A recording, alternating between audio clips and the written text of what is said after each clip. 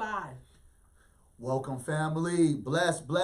I'm just being honest, connecting with the Black experience. Right on. Once again, it's the most disliked popular guy, Barry Axius, with the Queen Mama. Peace, family. Look at this. Look at all of the luxury. Like, you know, I gotta represent. Are you like doing your own patterns? I need to do a clothing line. Somebody told me I need to go ahead and just roll it out. I'm working on it, Barry. We're gonna talk about that. Okay, yeah, talk about it. Perfect hype man. Yeah, well, you know me. I'm gonna hype up some stuff like that. But you in Somalia and some shit. You know, people love to see that. Oh yeah. How was your weekend? Have you recovered from the Black Food Fest? I would love to say that I really haven't, because as you know, there's so many other things happening, so many other things going on. One event after another event, community pop-ups. It's closing down. This 2019. Think about it.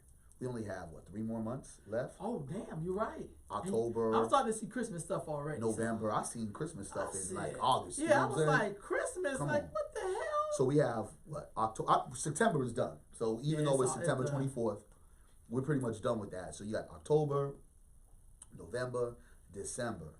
Question before we really get in and let our folks come in and start chiming in.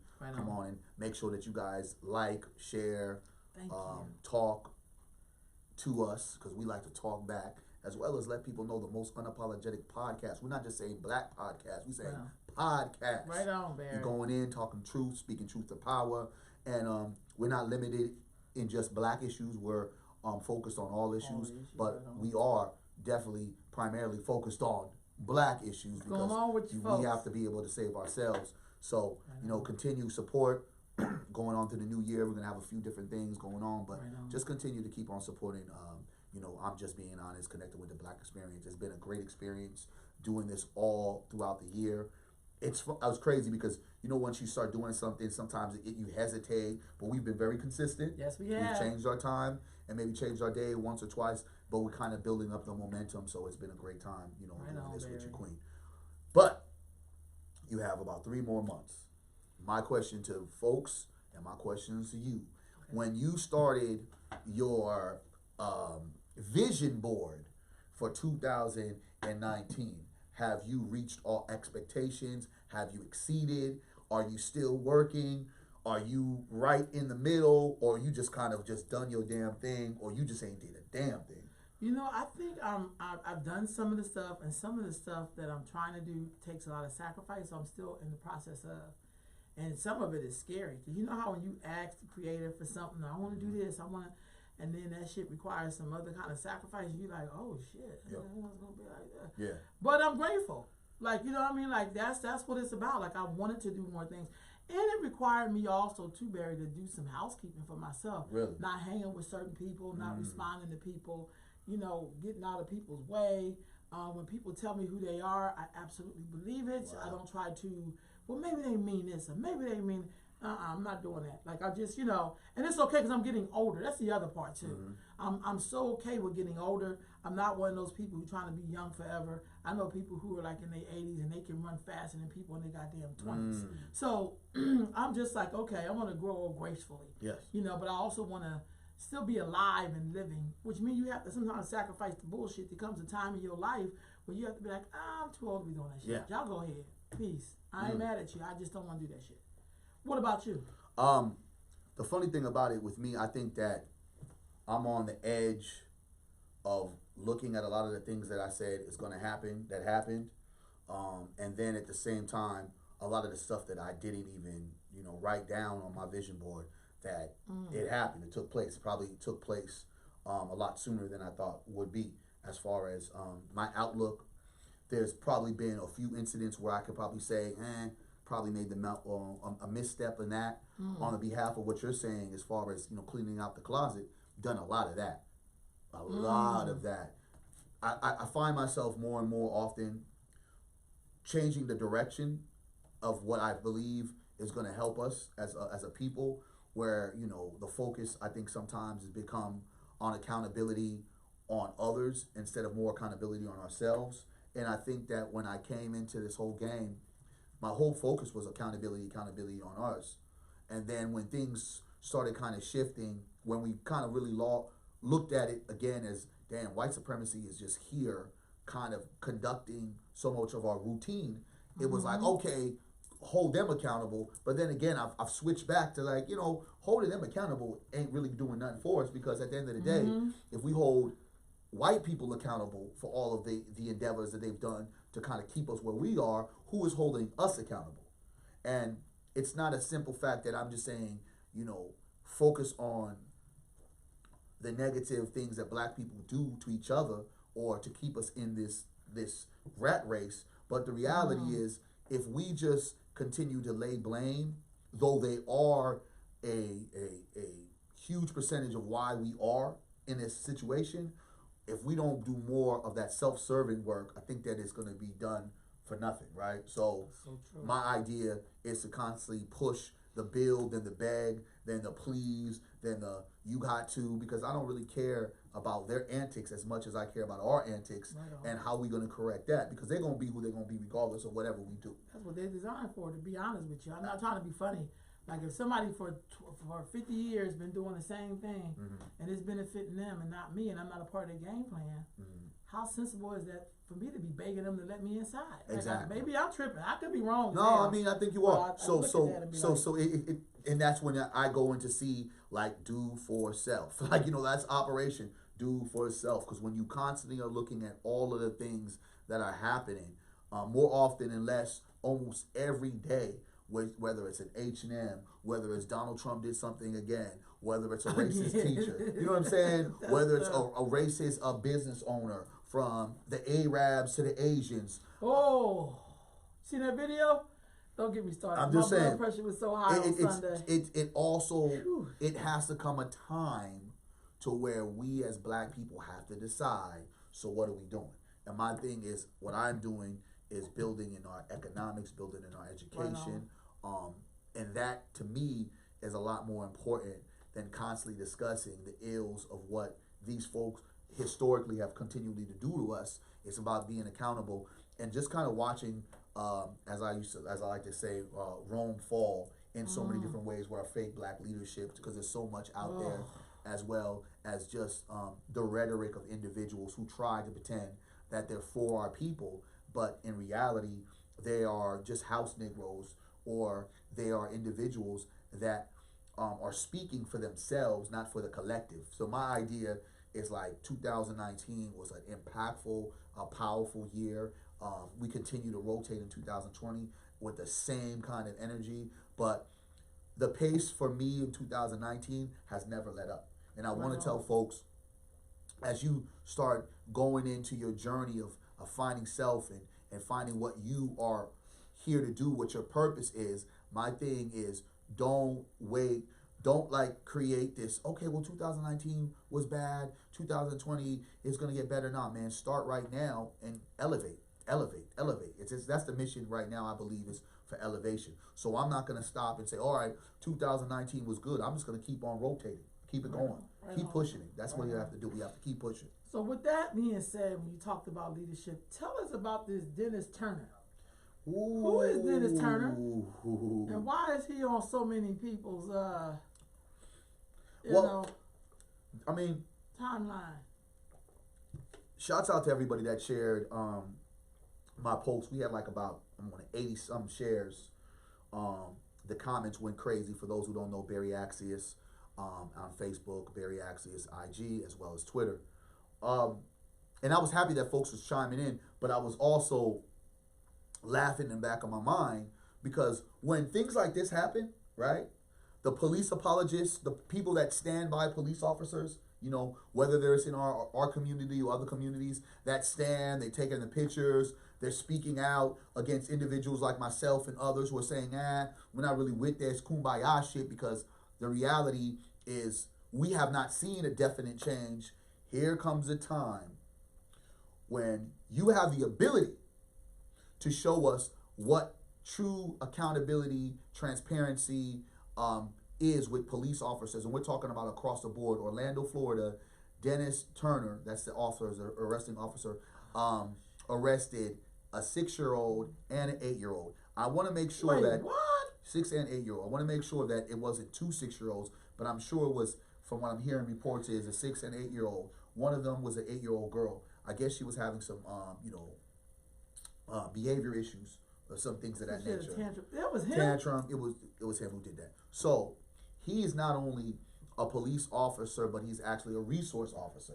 So police officers that's on the field and the beat probably look at him, and he's probably on his way to retirement. So they probably put him somewhere like, all right, we're gonna put you over here, so we don't have to have a write up every day about you, because evidently his screws ain't wired right.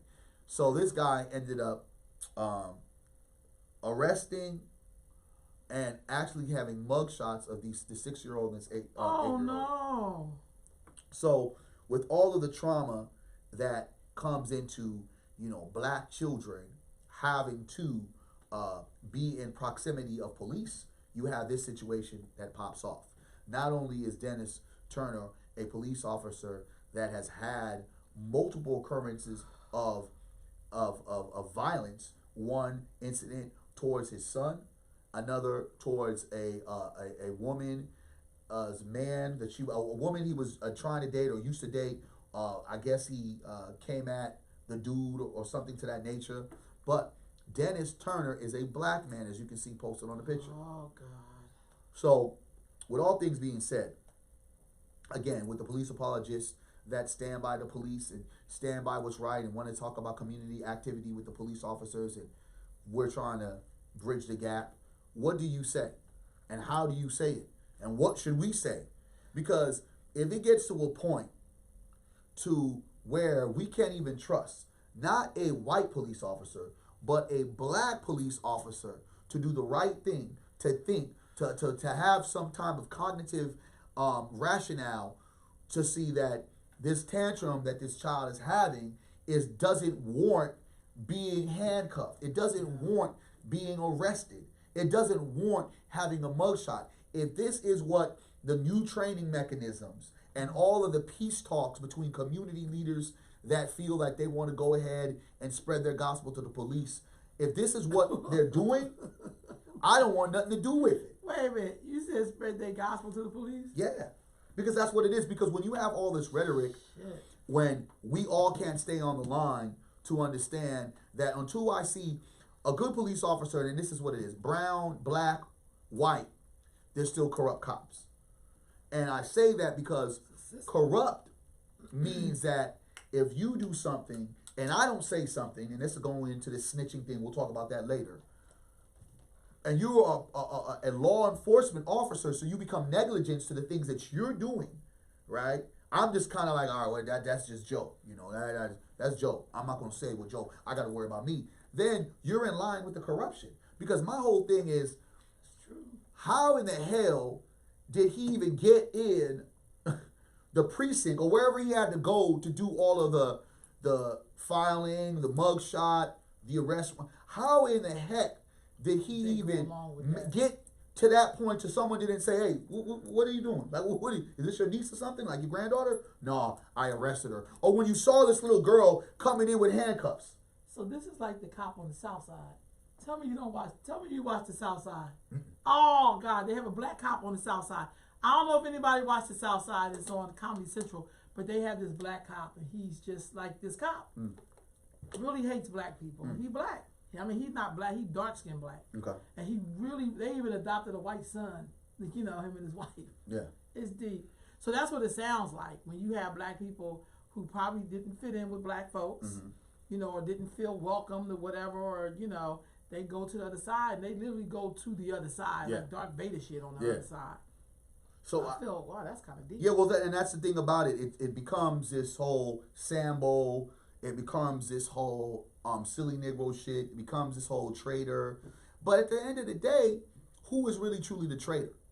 Is it us believing and thinking that the idea of having more black police officers in this position will change the ideology of police officers in general? I say it's not.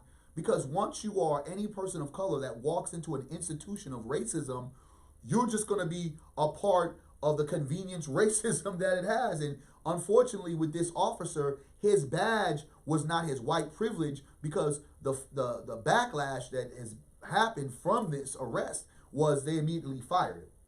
So my saying is, well, this is a Negro just gotten hung on a rope. They don't want to deal with it. They're going to show, okay, here's our level of transparency. But had he had probably killed this child, he might have got a leave of absence paid. I'm just saying, though, I mean, because that's the reaction that I'm seeing. You can fire an officer, and this shows you have the ability to fire when you say the shit is wrong, it's bad, it's not good. Real talk. You fire them, but in levels of what we looked at from at least 2013 up to now, it has been scrutiny, it's been embarrassment, it's been protests, it's been near riots, it's been marching, it's been advocacy to sit there and fire officers that we see on video doing horrendous acts to individuals that are unarmed and mostly black and Latino. So my thing is like, wait a minute. So you gonna fire this black officer? As rightfully you should, because they did this to the 6-year-old, but you can't get it right on everything else? It's a shameful suggestion that we really think in our mind that having more people with black face is going to change black problems, when it's totally the opposite. It's black faces come in or infiltrate in these systems, and they become a part of what the system is. But then you have black people who say we need to be included. You know, representation is everything. Okay, yeah. That's like an integrated Negro's favorite word. Yeah. Representation is everything. So we need to be a part of the Klan. Yeah. We need to be. Well, That's sometimes how we sound. yeah. We need to have black principals. Yes. We need to have black security guards. Yeah. We need to have black, porn stars. Yeah, You know, I mean, it's- we go all the way to the left, because, Yeah, but we open up need. that can of worms, open it up. But I think that we need to have all those things, except for the porno stars. We need to have all those things, but I don't think we need them under white rule, and that becomes the issue, right? Because if we have all those How do we things, get to black rule? I don't know, Queen, but we better figure it out somehow. Because here's the thing. We have literally, it was so funny, my homegirl was like hitting me up because, she saw what I posted up about Dennis, and she's all, you have a black chief, a black mayor. She was saying like in Denver, like they had all these black leadership, and black people can't get ahead if they even tried in Denver unless you were part of the Denver Broncos. And I'm like, God damn, well that's a, you know what I'm saying? That's kind of like a theme, right? Yeah, because we have black leaders, as well as when I put on my Facebook page, I said, don't be confused and don't be alarmed and don't think that all of the gentrification surge is just on pale folks, right? It's just not on the pale guy that comes in or woman that comes in and says, hey, let's gentrify this. A Negro is usually a part of the equation on helping out push that shit. You get what I'm talking about? Because they look at it the same idea. Folks got to understand, a lot of black people don't really necessarily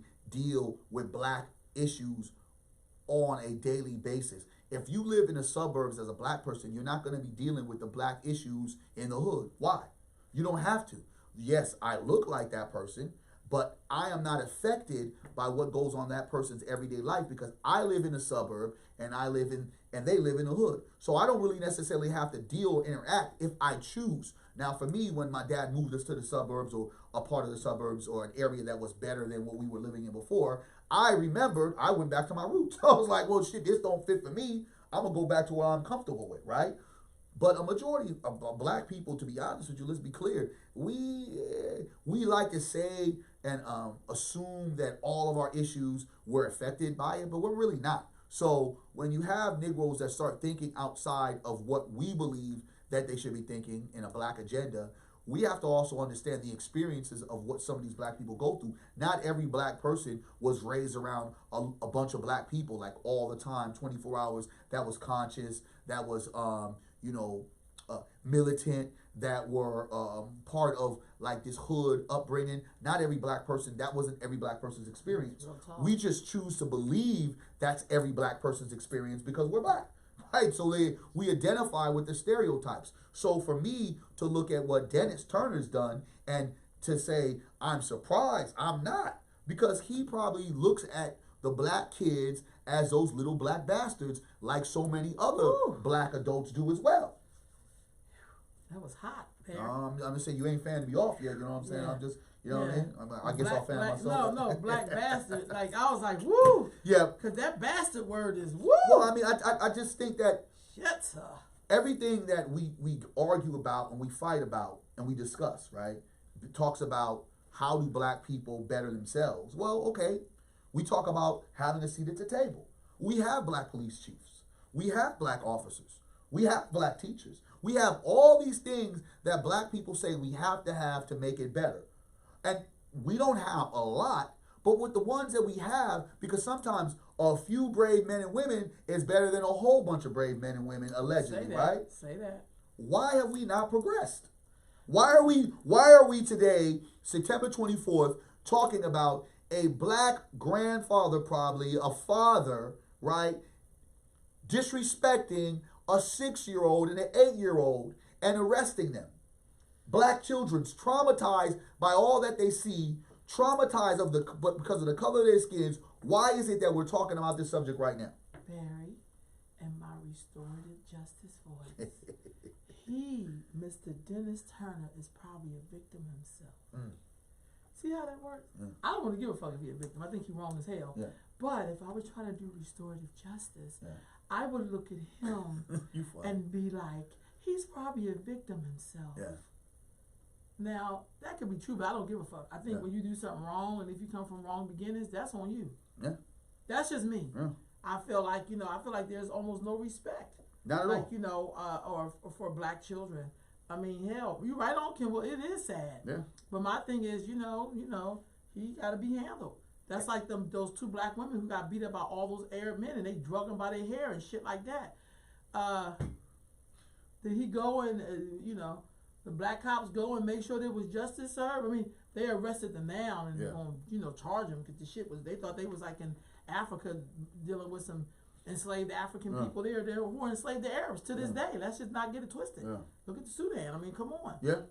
So I'm with you, Barry. I'm just saying this is what happens when you're in the bed with this system.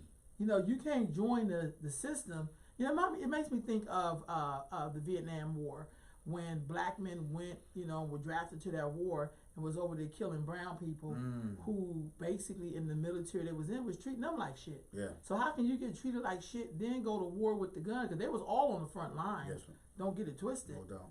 You know what I mean? Come on, like what's going on in their mind that they will fight for a country? I understand they probably were drafted, I guess, when the draft was in.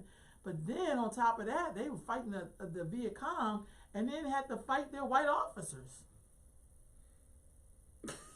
So tell me how that's different from this Dennis Turner dude. I just think that we don't have the right mindset, because I don't think that we have the ability. Right now. And I think it's not that we don't have the ability. I think we're fearful of being able to stand out and saying, bro, sis, you wrong. Because of the backlash, right? Because again, this is a person that has a title that's authority. So with that, it's almost kind of like it's a respect level. Where when I posted this up, some Negro was on my post saying, well, we should teach these kids to be respectful. And I'm thinking in my head like, yeah, it's like this is the kind of conversation that we have. Well, you know what I'm saying? Like, wait a minute. So we have been teaching a little white girl to be more respectful of the president when she went in. No, we didn't say. We thought we cheered her. We cheered her for the climate change. We so cheered her. It's like, get the fuck out of here. I'm just saying.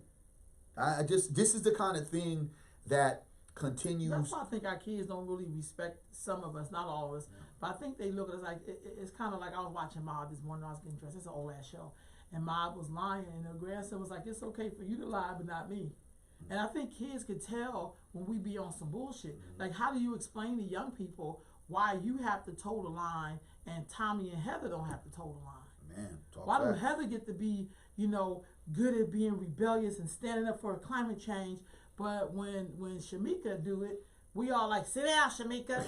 You gonna get yourself and sit down. Yeah. You too loud. You too boisterous. You too ghetto. But when Sally does it or Heather, it's like, wow, she's courageous. She's a leader. Fuck out of here. I think this dude is out of pocket, and somebody should probably check his ass. But who's gonna check? But who's gonna check him? I think I may have to get them. I'm just saying, but who's gonna check him? And that's you the would problem. think another black man Nah, would but check who's them, gonna really check them? Because black see, men supposed to have because this kind of. it's easy for us to go check the Asian because he done sat there and disrespected the queen, sister, or whoever. It's easy to go check the Arab, That's so you know, true. because we shouldn't. When here's the coldest part about it, they wouldn't even exist in our community if we didn't allow them to come into our community, because we don't want to be the ones who establish the gas stations. We don't want to establish the bodega shops over there. We don't want to be the ones to establish those entities that are making money after money after monies in our communities. We don't want to establish those. We don't want to establish the nail shops. We don't want to do any of those things. So when uninvited guests come, what do you expect them to do?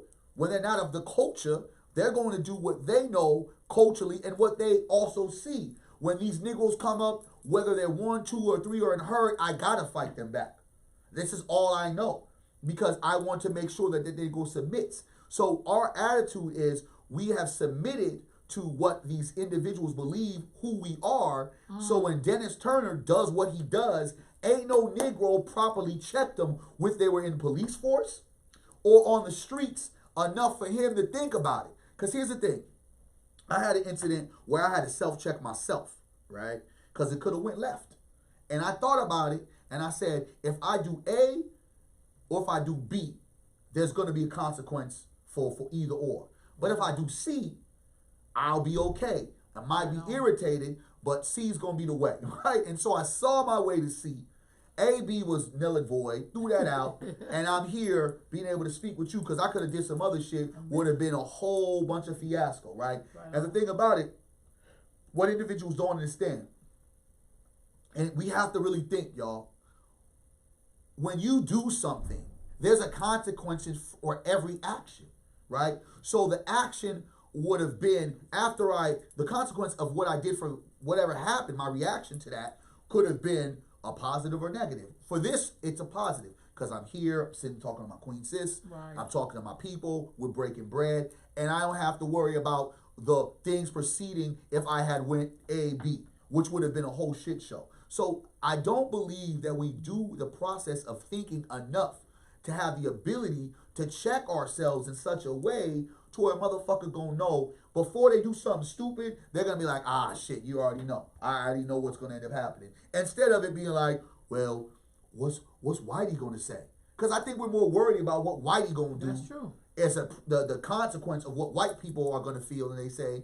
And the cold part about him, he didn't get fired because of the actual arrest. He got fired because he didn't follow protocol. And he got fired because they were basically sick of hiding his ass and saying, you know what? And they want to get rid of his ass. We're going to get rid of your ass because we trying to put you over here anyway to hide out. You showing your ass. We don't got time for the bullshit. You're gone. So I think this is yeah, right.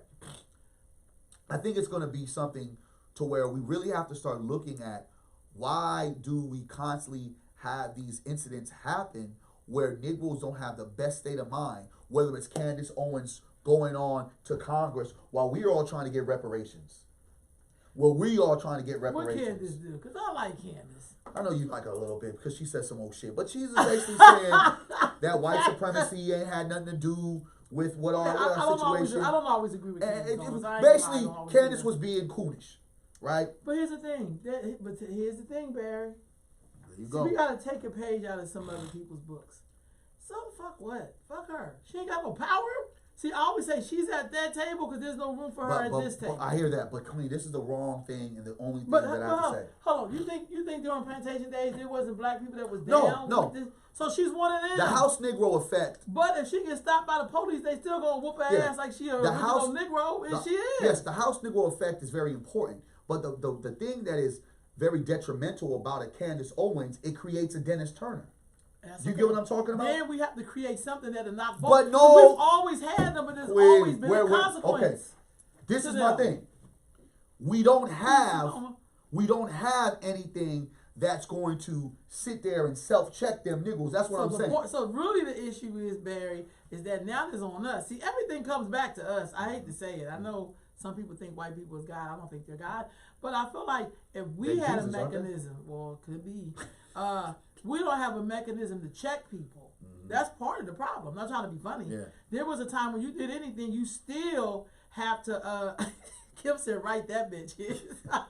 No, but I'm saying, there used to be a time when we knew you had to go to the store, when we knew we was gonna see your ass. Yeah. You know what I mean? That's I hate to say it, but that's like when we do street shit, underground, that kind of underworld life shit. They knew there was a consequence. Yes. That's why some people can sleep with their doors open and other motherfuckers lock theirs to the T. Because you know if you fuck with Miss So-and-so, her grandsons is going to come fuck you up. Yeah. Don't get it twisted in broad daylight with the lights on. And they may videotape it. Yeah. So I'm just saying the part that's missing is our reaction. Well, and that's a problem. Shit. And here's the thing. Our reaction against ourselves, like, you have an illegal business, as we said last week, and Negroes still can't stick together. We're in Ice Cube, right? That's right. So, you have Negroes killing each other off of blocks and neighborhoods that ain't got shit to do with them. They don't even own the shit. Own nothing. But because of certain things, you got turf wars and trying to make money, whatever. But nowadays, it's not even really turf wars. It's like niggas just go to other people's blocks and do what they do. Because if you on one corner and they're on another corner, you're not supposed to be here. You're not going to be there. It ain't like we're going to move in here and try to take over. It's not going down like that. It's a whole different game, right? Back then, the trend was we taking over this block. It didn't matter if it was across the street. If we felt we wanted that, we're going to get that, right? Right on. But this is different now. So we're so quick to go ahead and use our vigilante skills on each other. Right but on. then we're not using our vigilante skills to individuals that need to have their mouths shut or need to have their asses put in a place to where they'll know not to do this shit again. And I don't see that happening. What makes her dangerous, what makes Dennis Turner dangerous, is when they're not properly checked and when they're giving platforms of saying, well, let's hear this other black take on it. We don't need no black take on how good police officers are, because they're not. I don't care if police officers are black. If they do a good job, bravo. But the whole spectrum of policing in America is built off a racist system. I agree with that part. But I agree that we need police. But no, and I'm not saying that we don't. But we definitely don't need it under regime controlled by white supremacy. I get hell it. no. Even though we've always had it controlled by white supremacy. Because there used to be black officers who lived in communities. My uncle was a police officer, a damn good one in Philadelphia. He walked the beat. People knew him. People respected him. He respected other people. But again, that's when he was a black officer, when you were connected to your people. Exactly. See, our problem is we have black folks. There's no Just connection. black people thinking me and you talking makes us look bad. Well, who are they? They're not this. They're not using. They cuss on here. So to some people hate that. It's like, dude, that's a part of that's how I talk. Motherfucker. I'm just saying though. Exactly. Motherfucker. But I'm just saying, so. But I mean, that's real, because a Negro will sit there. Oh, well, Barry, I loved everything you said, but you said that motherfucker. Like, what? This is genocide going on right now. Yeah, we can't be sitting there like, please don't kill me. Come on now. Please don't shoot me down. Listen, they is not worried about our rhetoric. They really and not. If you as older folk or even younger folk are worried about taking what a motherfucker says compared to what I'm giving or what I'm doing, you are part of the problem as well. Move away from that. This is a different era and a different time. We're speaking a different language. I'm going to be times where I'm going to curse, and there's going to be times where I'm not. Curse. So that whole piece. That relieves my stress when I curse. Trust me, some of you niggas are stressful too. So going back to, again, why it's so important, right? Right. Hey, this is a piece again, Queen. Okay.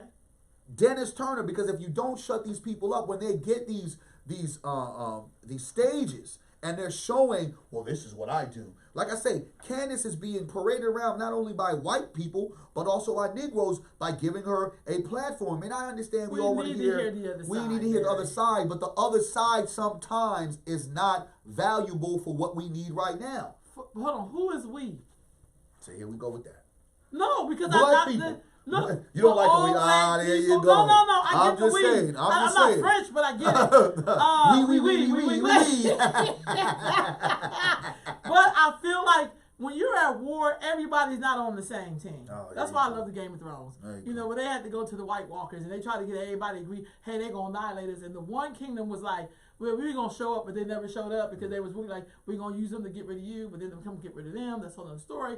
What I'm saying is you need to know what a Candace Owens think. You need to know that this Dennis Turner's in, so we can handle this motherfucker. Come on, we know that. We know that. I mean, maybe I watch too much History Channel. Maybe I watch too much about things of war and history because that's for me. I study. You need to know. I'd rather have Candace Turner in my Candace Turner. I'm getting that. I'm merged the two motherfuckers.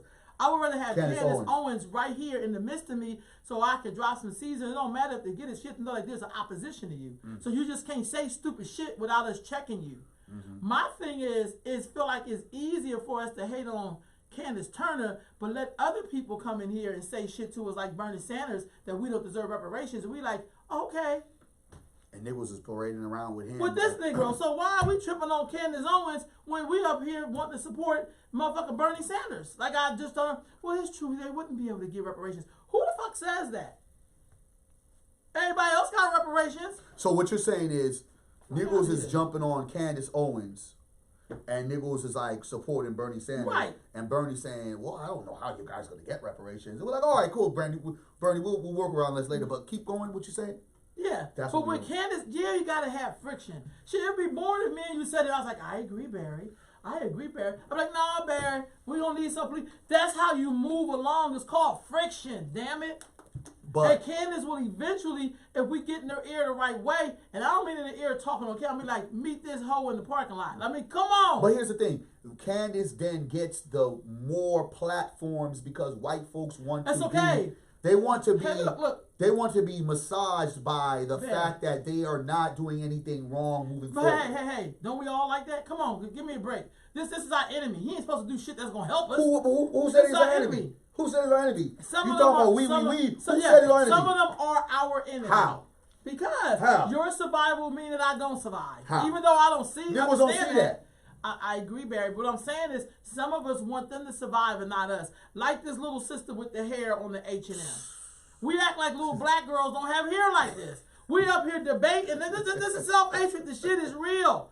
We up here tripping over this sister's hair. Look at her. Look at her hair. You know how many black face. girls I work with who hair look like this? Just like that. Are we telling them that they don't matter because, you know, we're so independent. We want to make sure our hair look like white people. We can't show up looking like the Africans that we are. Are you serious? Who the hell gonna have a problem with that, Barry? Don't get me started. Listen. You know you got my blood pressure is up right now. Listen. Shit, I'm just being honest. Shit. Wrong with her. Listen. Cause that's a part of the imagery. Yeah.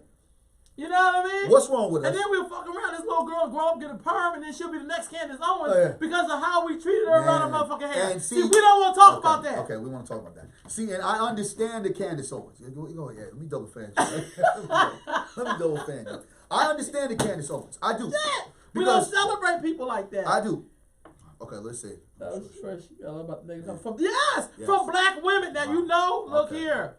Sister Dion, look, that's what makes me upset. So Queen Dion, can I talk about it? I just need to know. Can black women? Can I talk about it? Yes, you can. I know I'm getting it from you. Cause I don't want to get no backlash.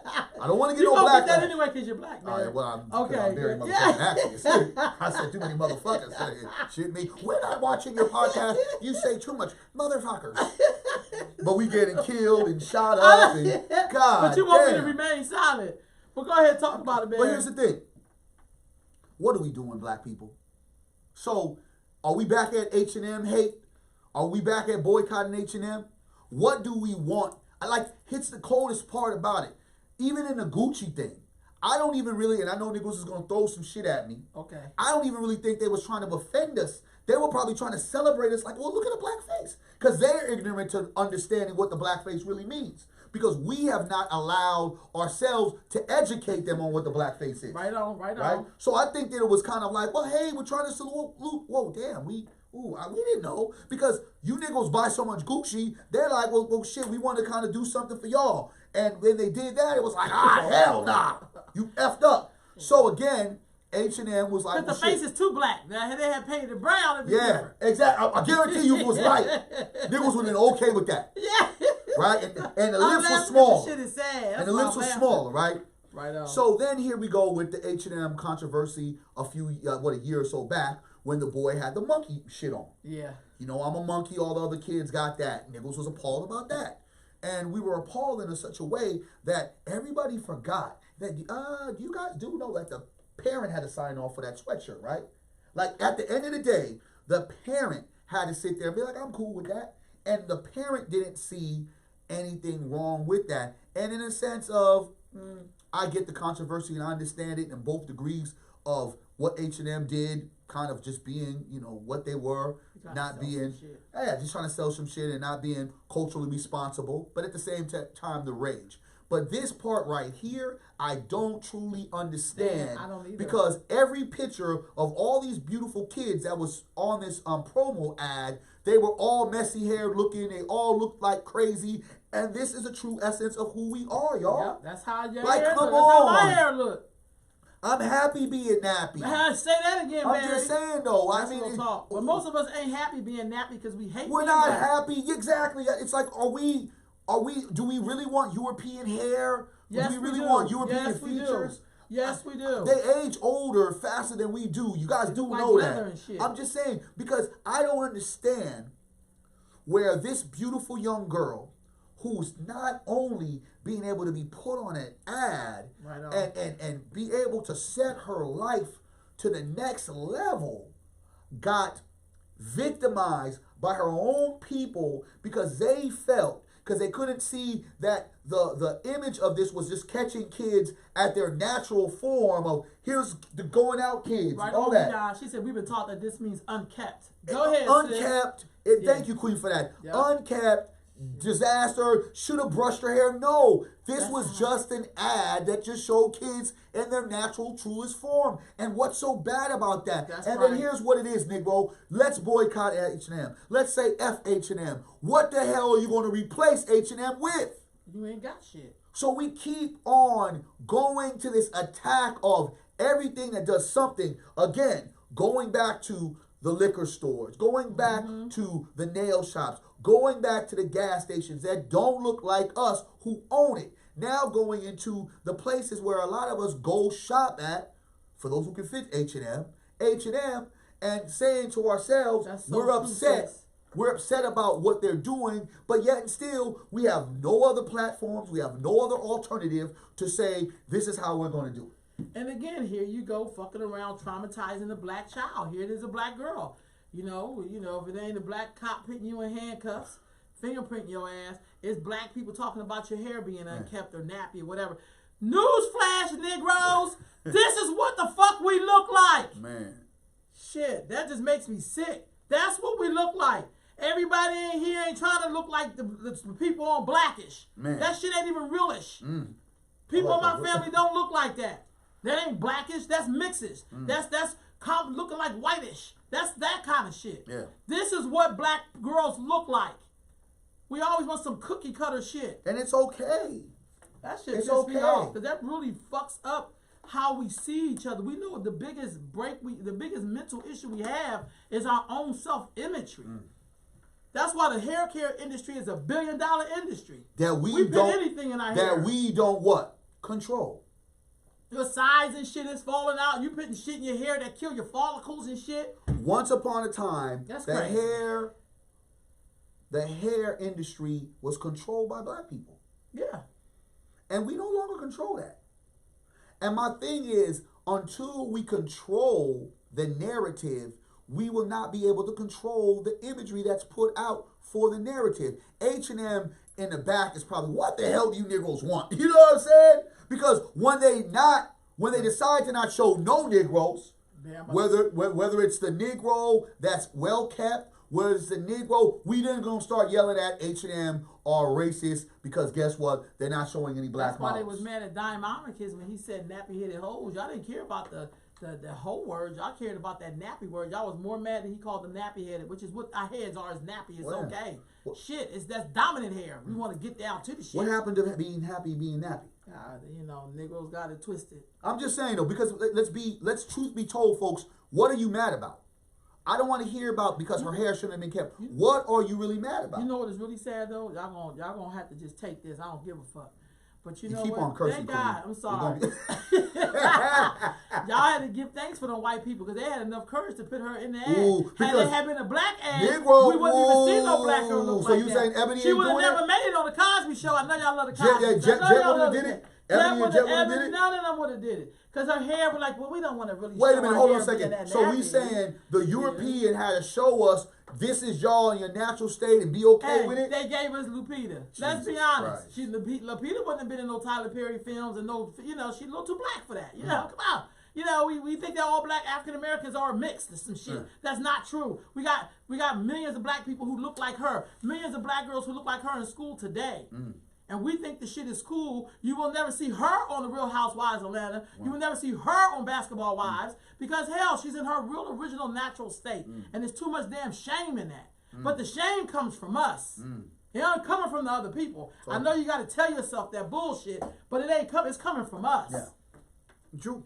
It's coming from us. True be that. And we need to check that shit. I know it's like, it's internalized racism. I get that. Internalized racism. I get it. That's a nice dress to internalize shit. You know, that's just a term that people come up and use in a professional setting. But where I'm from, the shit is called self-hatred. That's what the fuck I call it. I'm going to call it what it is. I ain't dressing up shit. I want to make it plain, as they used to say. Yeah, make it plain. Yeah. That's not cool. Yeah.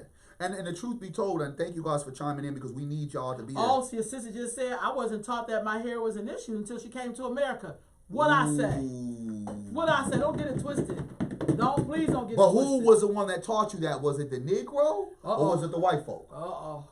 It depends on where you grew up at. I'm just saying. I grew up saying. around black. See, I grew up in the time of the 70s where having hair like that was cool. You know what I'm saying? Not until I got into high school, I'm going to be honest with you, not until I started seeing music videos that I noticed I did not see black girls in their natural hair. So music videos, you know. Yeah.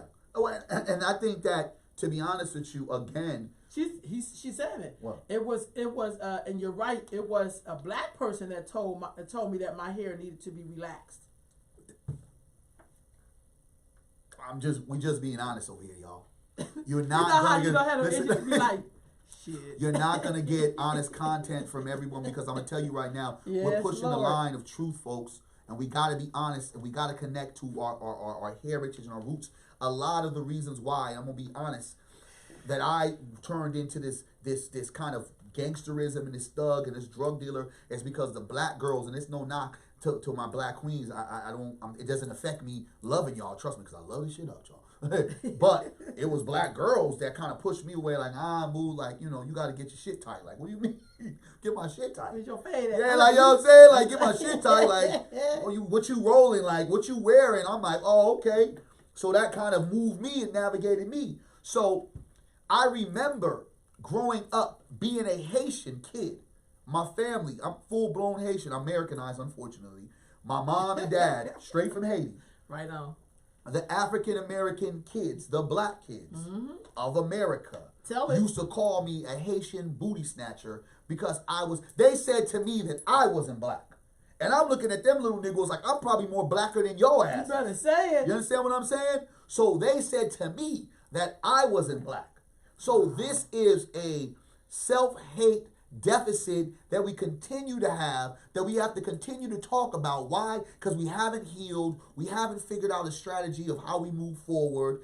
And we continue to perpetuate the fuckery. Why? Because when we're arguing or we're even debating the simple fact that they put this image of this black girl and not embracing that someone was courageous enough to say, oh, good, a beautiful black girl in her natural state. Natural state, we should be applauding it, whether it was H&M or someone else, and be like, cool, we found the fact that black people were so embarrassed to show their own blackness because we want to create this imagery that is not really real. That's why so many of us go on social media and are fake as fuck because we want to create this imagery that ain't real. That's so true. And when people come real, you want to denounce their real because it's like, I can't deal with that because most of us are living a fake life. Take off your wig, take off your weave, and then what will you have? Because some of y'all hair looks just like this black That's girl, the- and mine y'all does. adults. That's right. That's real talk. Mine So let's does. be very clear. You they If may we're- not have as many sides though. But hey, I'm just saying. Yeah. So go let's ahead. be very clear on what we're trying to do. Casualty. If we're trying to be individuals that move forward and say we're going to create our own narrative, because a lot of y'all are saying our narrative. What is our narrative? We don't control our narrative. We must control our narrative by imagery, because when we look like we look, you know, Right on. we're rebelling against a system that said Right on. you have to look like this to be accepted, and we're saying fuck that shit. Right One on. day I'm gonna be like this. One day I'm gonna be like that. I'm gonna wear my hair out. I'm not gonna always be to your liking to make you feel comfortable. But the coldest part about what I found out with this H&M alleged controversy, Negroes are more uncomfortable with being their own original self than white people are. Right on.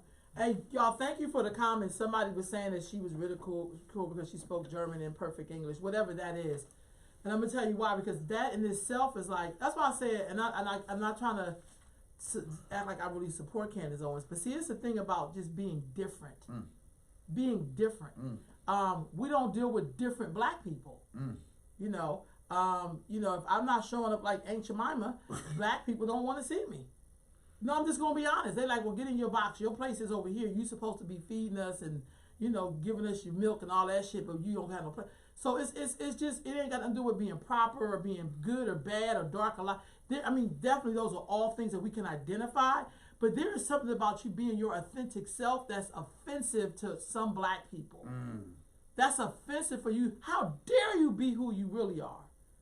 How dare you? I've been in meetings where everybody black, but nobody have on nothing that ethnically looks like, but we talking about black rights. It's like, well, shit, they think you white, so they treat you how they treat the white people they don't like. Queen, I remember an award show, a black award show. It was like some years back. And it's like, because you got to understand something. Folks have been pushing the culture like ourselves. There ain't been a lot of us. And I'm going to say like you, myself, and maybe a few others, because there wasn't that many. And I don't want folks to be like, we feel that we're the originators of it. No, because we're not. But I want to say we really spearheaded something, because we were a consistent part of showing like our blackness in such a way here in Sacramento, to where it was unapologetic, whether it's the garments, whether it was the language, talking culturally, in every spot, in every place, it was like, you want to be defined by black. It's going to be heritage. It's not going to be, oh, Black Panther come out, now I'm going to go get my dashiki and things of that nature. I remember coming to an award show, all black people, right? And everyone had their little, suits and stuff like that. And I came through with my authentic gear. Matter of fact, it was funny because I talked to my cousin, shout out to my cousin, Jason Axius. He was like, yo, I was talking about, yo, cuz, should I do tie, bow tie? Cuz like, yo, why the fuck you gonna do all that, B? I said, what you mean? What you mean? He's like, yo, B, like, you been pushing the line on all this black shit heavy.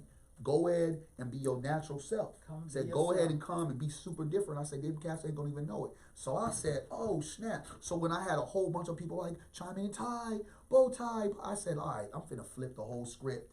And I came through in my dashiki, with my little cane, with my little hat, in my Black Panther hat, the whole bit, with my little change, with the African thing, and the unk and all that. Wow. And folks, I walked up in there, niggas was looking at me like, what is happening? It's like the revolution about to happen right now. But that was such precedence to show and give niggas to be comfortable with being in these places. And from that moment, I saw a different change. And I'm not going to sit there and say it was just all because of that moment. But I knew, because me being a very public figure, you being a very public figure out here, and us representing the way we represented, right, it has allowed other individuals to be confident enough to be like, yo, I can be out here not on a day that just says, this cultural day at the school, or this multicultural day at work. No, these are our garments that we're wearing, and we're not going to apologize or explain what this is. This is my clothing.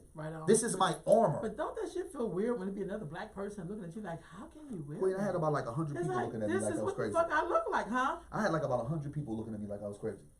And the funny part about it, now I saw the shift and change, and a lot of those people, they started wearing the same thing, because now it's been culturally accepted. It's become more normalized. So what's looking like this, which was part of our ancestry as well as a part of our culture growing up, like in the 80s and things of that nature, right now it's become, again, a norm. But the problem is with black people. When Queen says the crab and bucket mentality, crabs in a barrel mentality, it goes way deeper than that. Yep. It goes way deeper than that. Yep. Because this whole idea that we cannot celebrate ourselves or we cannot celebrate our own blackness within our own culture, it's a detriment.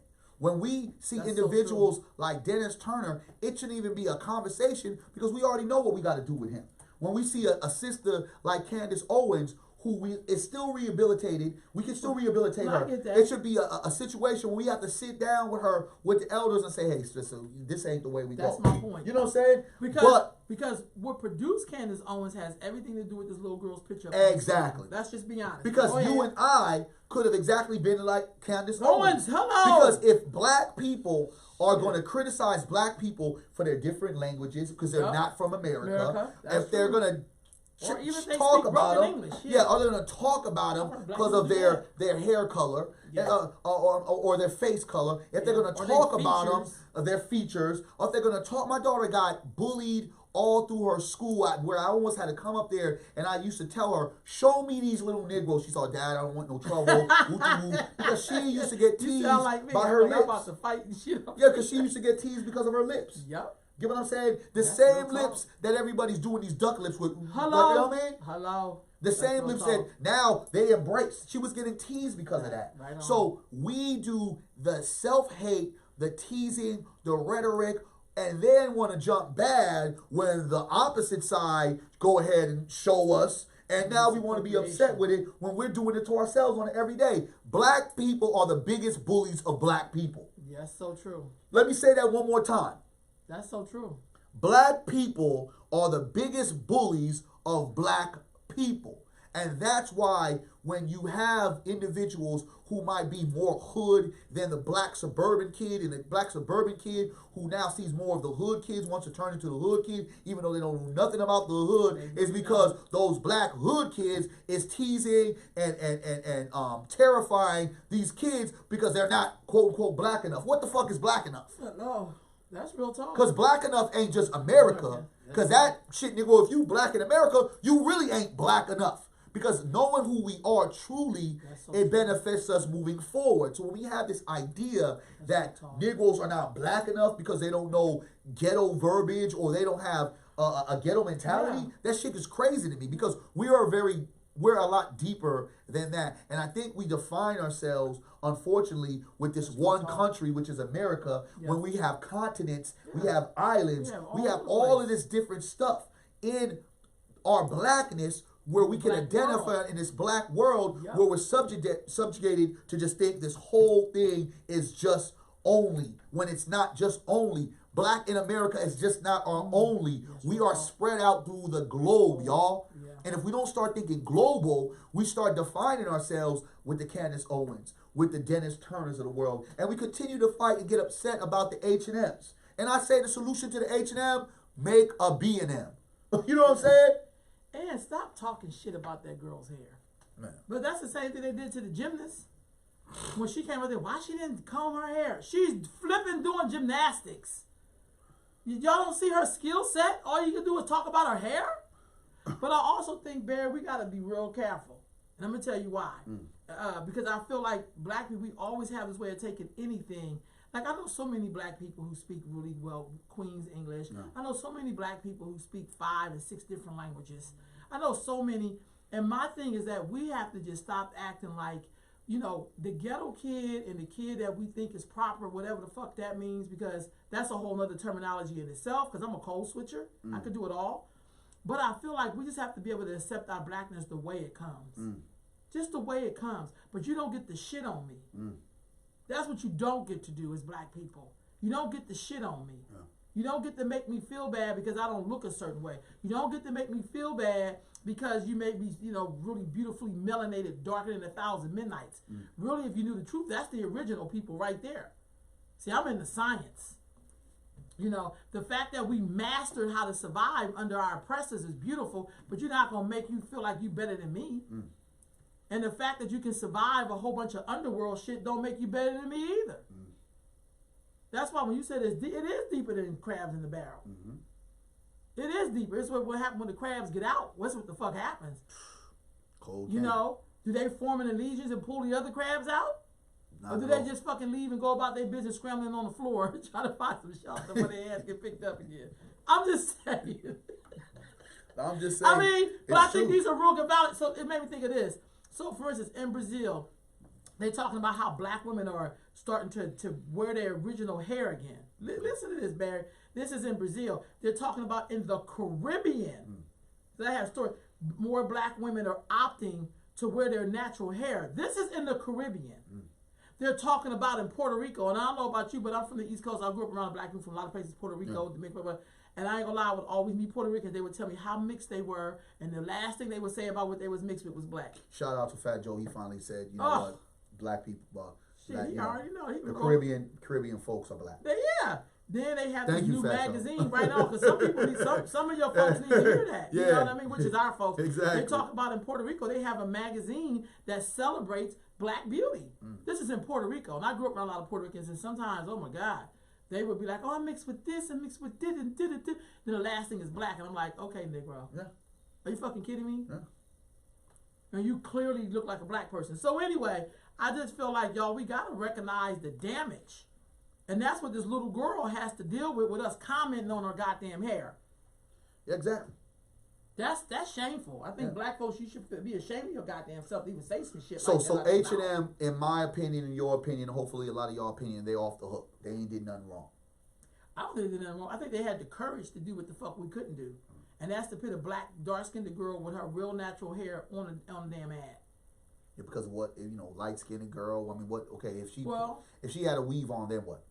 But if she had the mixed natural curly hair, because we can't deny that's not a part of the ring of it. I like Tyler Perry. I think he's a wonderful guy. I've never seen him have one person in his movie that was a dark-skinned black girl with her natural hair. This is Tyler Perry. Not one movie? Not one movie. And he does a lot of movies about everything. Yeah, you know. But I'm just saying, I'm not dissing him. I'm just saying, think this is imagery now. Yeah. We can't, because he's not owned by anybody. That's why I have so much respect for him. But I also know Oscar Micheaux. Look at all, this is a black man who did films back in the day, in the 1920s and 30s, and all his people were mixed. He ain't had no dark-skinned woman in his film. Yeah, and this it's is a black man. And it was so, it was a novelty to like have like, you know, when Sidney Poitier, you think about that, it was like a darker brother on TV. It was like, whoa. And just to even look at the well, a lot of Democrat- Oscar Micheaux's movie, he did always have dark-skinned men, because y'all always been a flavor band. yeah, okay. Well, Yeah, thank come you. on, everybody loves some chocolate. Even before, even after the Albie Shore, Chris. Yes, because them Okay. niggas, they was weak. But I'm You just know, saying, because that was a everybody hard like, time for me. Everybody like Nino Brown. Listen, though. like, Shit. that was a hard Well, time for me to, was you you, know. was you in California?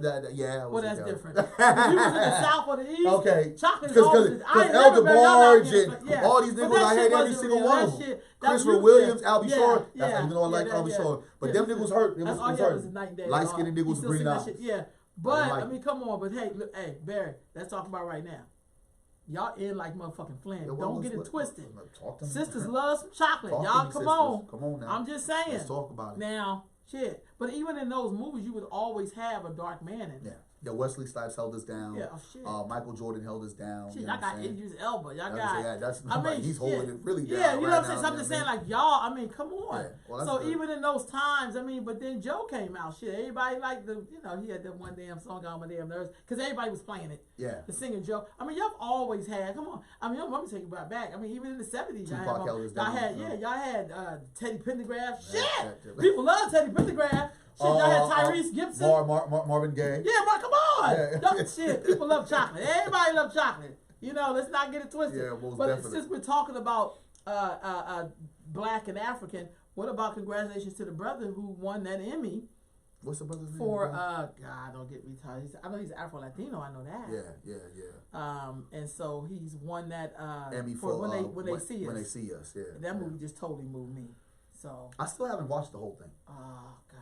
I don't know. Maybe it's because I just know the story. Me and my daughter was talking about. She's like, "Dad, why ain't you watching it?" It's like I'm happy that they, you know, they put it out there. But it's just like, His last name is Jerome. Is it Jarrell Jerome? I'm trying to make sure I get his name right. Yeah, he won. Yeah. but I know he won. I don't know how I feel about that though. I don't, you know, I'm not like, he won an Emmy. What is? I know, here you go. I know it's the Emmy. I'm just celebrating because I'm celebrating. I mean, I'm just like, that's cool, honorable mention. But I just got to say this, though, Barry, because you said something that was key. You said it was just too painful to watch. and I'm always challenging black people. Well, I didn't say it was too painful to watch. I just don't know if I really am. Like, I know what the result is. I'm gonna get to it It's to watch it, good. It's damn good. and I'm sure it is. But I just, to me, it's almost kind of like it's exhausting. That we have to constantly relive or see how faulty this system is. But then the first thing we say when we talk about systematic issues, when something happens to one of ours, regardless of if it's police or not, Right. or it's community violence, it's like we want justice. And it's like, what does justice look like from people that have stripped us from that? I agree, but I just have to say this, and I know people get upset with me when I say, if I gotta be honest, one of the reasons why the Jews are so strong is that they put out like at least a Holocaust film a couple of years. And that ain't for us. That's to remind them and their descendants who are still in positions of power because they remember that moment. Okay. And that's why they're going to fight like hell to be where they are. And I'm not talking about their politics. There's something about when you meet, because I've been in their community, they talk about that shit like we did the shit. I mean, I'm just saying, like, they're going to make everybody. I feel like when you think about the atrocities that happen to us, we should be talking about that shit every day to our kids so they don't be starting to think dumb shit like, well, that's just what happened to y'all. Dude, that's what's happening to you right now. Police brutality is not something that happened when Trayvon Martin or whatever. That shit happened back. We can go all the way back to slavery. Yeah. You know what I mean? So do you think, our kids have to know that experience. So do you think that because of our reaction, and when you think about the whole Mike Brown situation, because unfortunately Mike Brown was kind of like the set off of what kind of created this new idea of a revolutionary mindset, of, changing certain systems and things of that nature. Is it the fact that we forgot is why we were so enraged? Is that kind of like our reaction? I think we were enraged because we didn't know really. It's a couple of reasons. I think we didn't know the history. I'm just going to be honest. That's like when I do something, I say, I invented this. And then I go back, I invented the moonwalk. And then you go back in 1942 and there's a man fucking moonwalking. Yeah.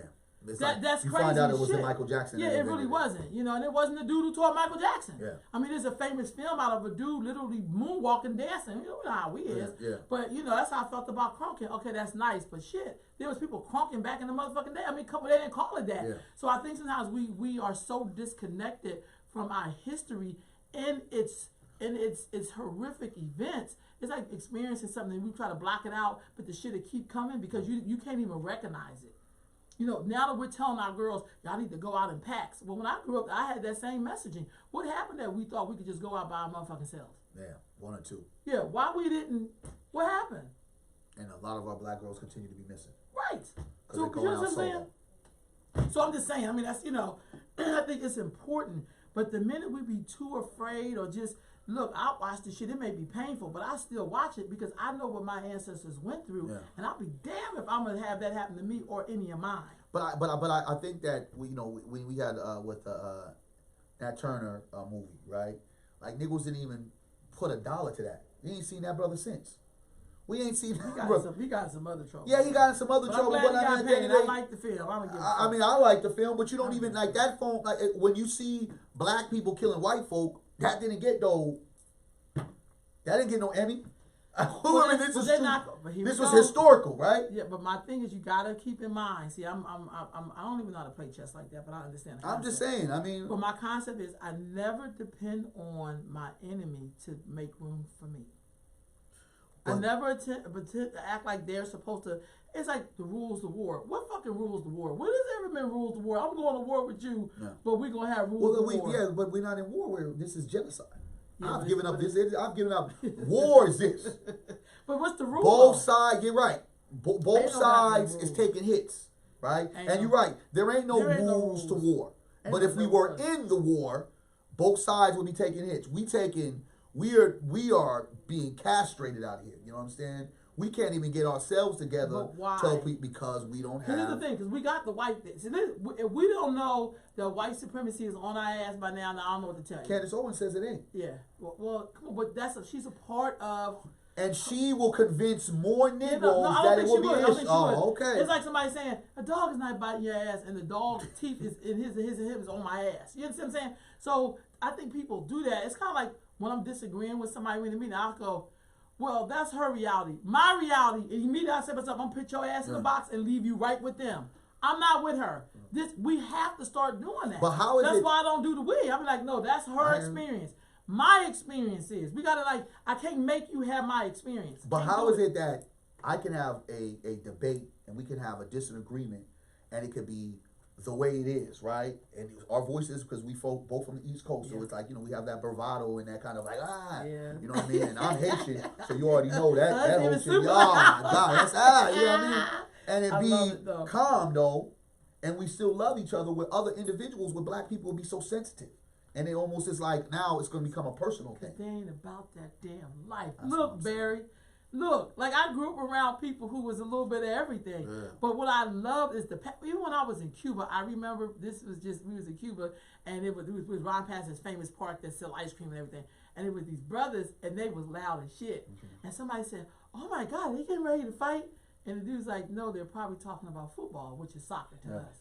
And I was like, "Yeah, we loud like that. We can talk about basketball." Nah, man, Kobe's still in it. You be like, "Dude, like, do you work for Kobe?" Like, but it's a passion. Yeah. Sometimes when the trauma is so loud, sometimes we try to become like a mouse and just get quiet about it and we get in our feelings. Where it's like, "That's my brother. I'll see you next week. Peace." Yeah. Like there used to be a time when we used to do that with each other. So we can agree to disagree and go on about our damn business. So are black people too much in their feelings to be able to move forward? Is that what we kind of saying? I think in our feelings when it comes to each other. But when it's white people, they say watch it. We gonna watch it. We gonna watch The Boy in the Striped Pajamas. We gonna watch how white people felt like they were drowning in the river and the Notre Dame place burned down. We be watching that shit. Yeah. Yeah. But when it comes to something with us, not at all. You feel what I'm saying? But then we wonder why our young people don't feel attached to what's happening to them. Like they're like, "I think my teacher is racist." No, they're not. We live in the new world, dude. They're still racist. Like, come on, shit. And that's because Jewish kids, they won't even allow you to say anything remotely making Hitler seem like he could be, be that's crazy, trauma. Right? Hey, that's bomb as shit. It's like this man tried to annihilate us. Hell no, you can't say nothing remotely redeeming about this motherfucker. Not at all. And I can't be mad at them for that. I can't be mad at them for that, Barry. Let's just be honest. We can't be mad at them for that. I say that's bomb. Y'all taught your kids well. We up here trying to redeem our damn enemy. Who the fuck does that? They doing all kind of shit to you. Well, we don't even believe, but I even believe that we don't even think that our enemy is our enemy. I believe that we believe our enemy looks just like us. So I have a theory about that, Barry. Okay. I think that some of us are products. I think some black people are human beings. All right. And we have free will. Because being a human being means you have free will. Yes, which is a beautiful thing. That's why we didn't come back as a horse or a mouse or something like that. Yeah. We're supposed to be smarter. I don't know about that sometimes. But then there's these people who are like made robots. And so they only do things on command. They do not speak out of turn. Okay. They do not, they cannot think for themselves. Okay. And I think through slavery in particular, that was what they were trying to create. We need a workhorse. And I believe some of us are just that, and we have to figure out every now and then, sometimes they'll get enough information to snap out of and realize, damn, I think I'm a human being. I didn't really realize I was a human being. Okay. So then, this goes to my question then. Go ahead. Are black people playing for the same team? No. Okay. No. Just like in Africa, everybody's not on the same team. That's one of the things. But isn't that detrimental to our growth, to our existence, to our forward march, to our unity? All these things that we claim to say that we need? Because we say unity, unity, U-N-I-T-Y, we say all that, right? Word to Queen Latifah. Yeah, right. Okay, so if we're not on the same team, I don't, because everybody, that's like saying, well, I'm on the Yankees and you on the Red Sox and we're going to win the World Series. That don't make no sense. Well, don't we all have to be on the same team to be able to get us to where we need to be? No. Because we're not all in the we. You go back to that whole we thing. Yeah. So then we're not all into the us. No. So then it's okay for us to be individuals. Some of us on team win with an I. Okay. And some of That's us supremacy. on team, right, I. Or I. I. Like, but really, somebody said that you have to be a team player than Michael Jordan. You know what this fool said? What? He said there's no I in team. He said, yeah, but there's an I in win. And I said to myself, God damn, Michael Jordan. He said that? Yeah. That's what he said when he was playing ball. He said that. There's no I and team. And he said, yeah, but there's an I in win. And I he said, meant this that nigga's too. doing himself. He So meant do I that. get mad and be like, we, team? Or I be like, this is an I, nigga, so don't pass this nigga the ball. But I'm just saying, but this, but, No, but, this, but I'm just saying, but don't we promote the us, the we? Not all the time, no. I'm sorry. I don't support my enemies, Barry. My enemies don't always. So then what you're saying My is enemies the don't Negro always could be come the looking enemy like- of ourselves. Yes. That's why I just know people talk about being different. I always knew that even just growing up. Yeah. I didn't have a lot of empathy for people who was fucking my community up. I don't want to hear that's my brother. It's like, this nigga's an enemy right now. Sorry. No rehabilitation? Not if you no. Sometimes that's why it's called grace. Say if you survived in the drug game, this is a good example. In the drug game, you was doing all kind of shit, murdered people, did dirt, sold shit, whatever the fuck you did, and then you watch all your homeboys drop, and then one day you be like, I'm getting the fuck out of here because this is fucked up. Then you get to redemption. But I don't look at you in the midst of your bullshit and think redemption. It's like, no, I think this motherfucker's a detriment. They got to go. Okay. That's why it's grace. People like, man, I could have been dead. That's what the fuck that means. I could have got fucked up out there. Yeah. But the fact that I didn't, let me get on this road of redemption and get this shit right and fix some of the shit that I've broken. So you believe that we have to be able to, if we've gone into that place where we've been a detriment to our community, fix it, show that we are really It's a part of your serious about that. Yeah. And also, I feel like there has to be levels of accountability to own it, right? I don't think a lot of us own it, and where it's kind of like, oh, no, that didn't happen. No, nigga, it did happen. I just watched it. Let's not pretend it didn't. That's So, owning the whole situation, right? So, when we talk about it, all right, you talk about the eye. That was a beautiful analogy with, Michael Jordan. That's Michael Jordan. You That know, came from that Brother was Michael, who beautiful. gave $1 million to the Bahamas, by the way, family. No doubt, no doubt. Okay. There's So this it's big fucking- controversy about this word called snitching, right? Okay. Some of y'all know the rainbow colored kid, Tekashi 6. I thought that you was gonna go ahead and do some rainbows, you know what I'm saying? Some African colors, right? Tekashi Snitch 9, I call him Snitch 9. You know, Oh, and here's the damn. thing about it, and this is the reason why I got to talk about this situation Okay. a little bit. You know what I mean? I know folks was asking me, Barry, you gonna talk about the AB situation, and AB's Antonio Brown. I ain't gonna totally talk about the Antonio Brown. If we have some time, I'm gonna talk about it. Just Okay. kind of like correlation of what he's done. The football player, because I think that we all have to connect these different That's the things. one that's accused of rape? He could have raped, just Okay. being acting an ass, but some silly nigga shit. Here's my thing.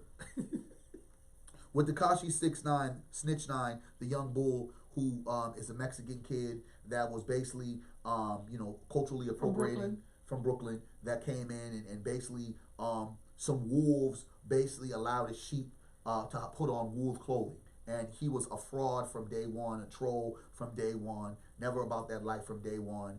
But it was just this imagery that was perpetuated that I believe a lot of our young people fall into these traps, right? Like that. I've seen it and I've watched it. I've seen it in high school. I've seen it as an adult.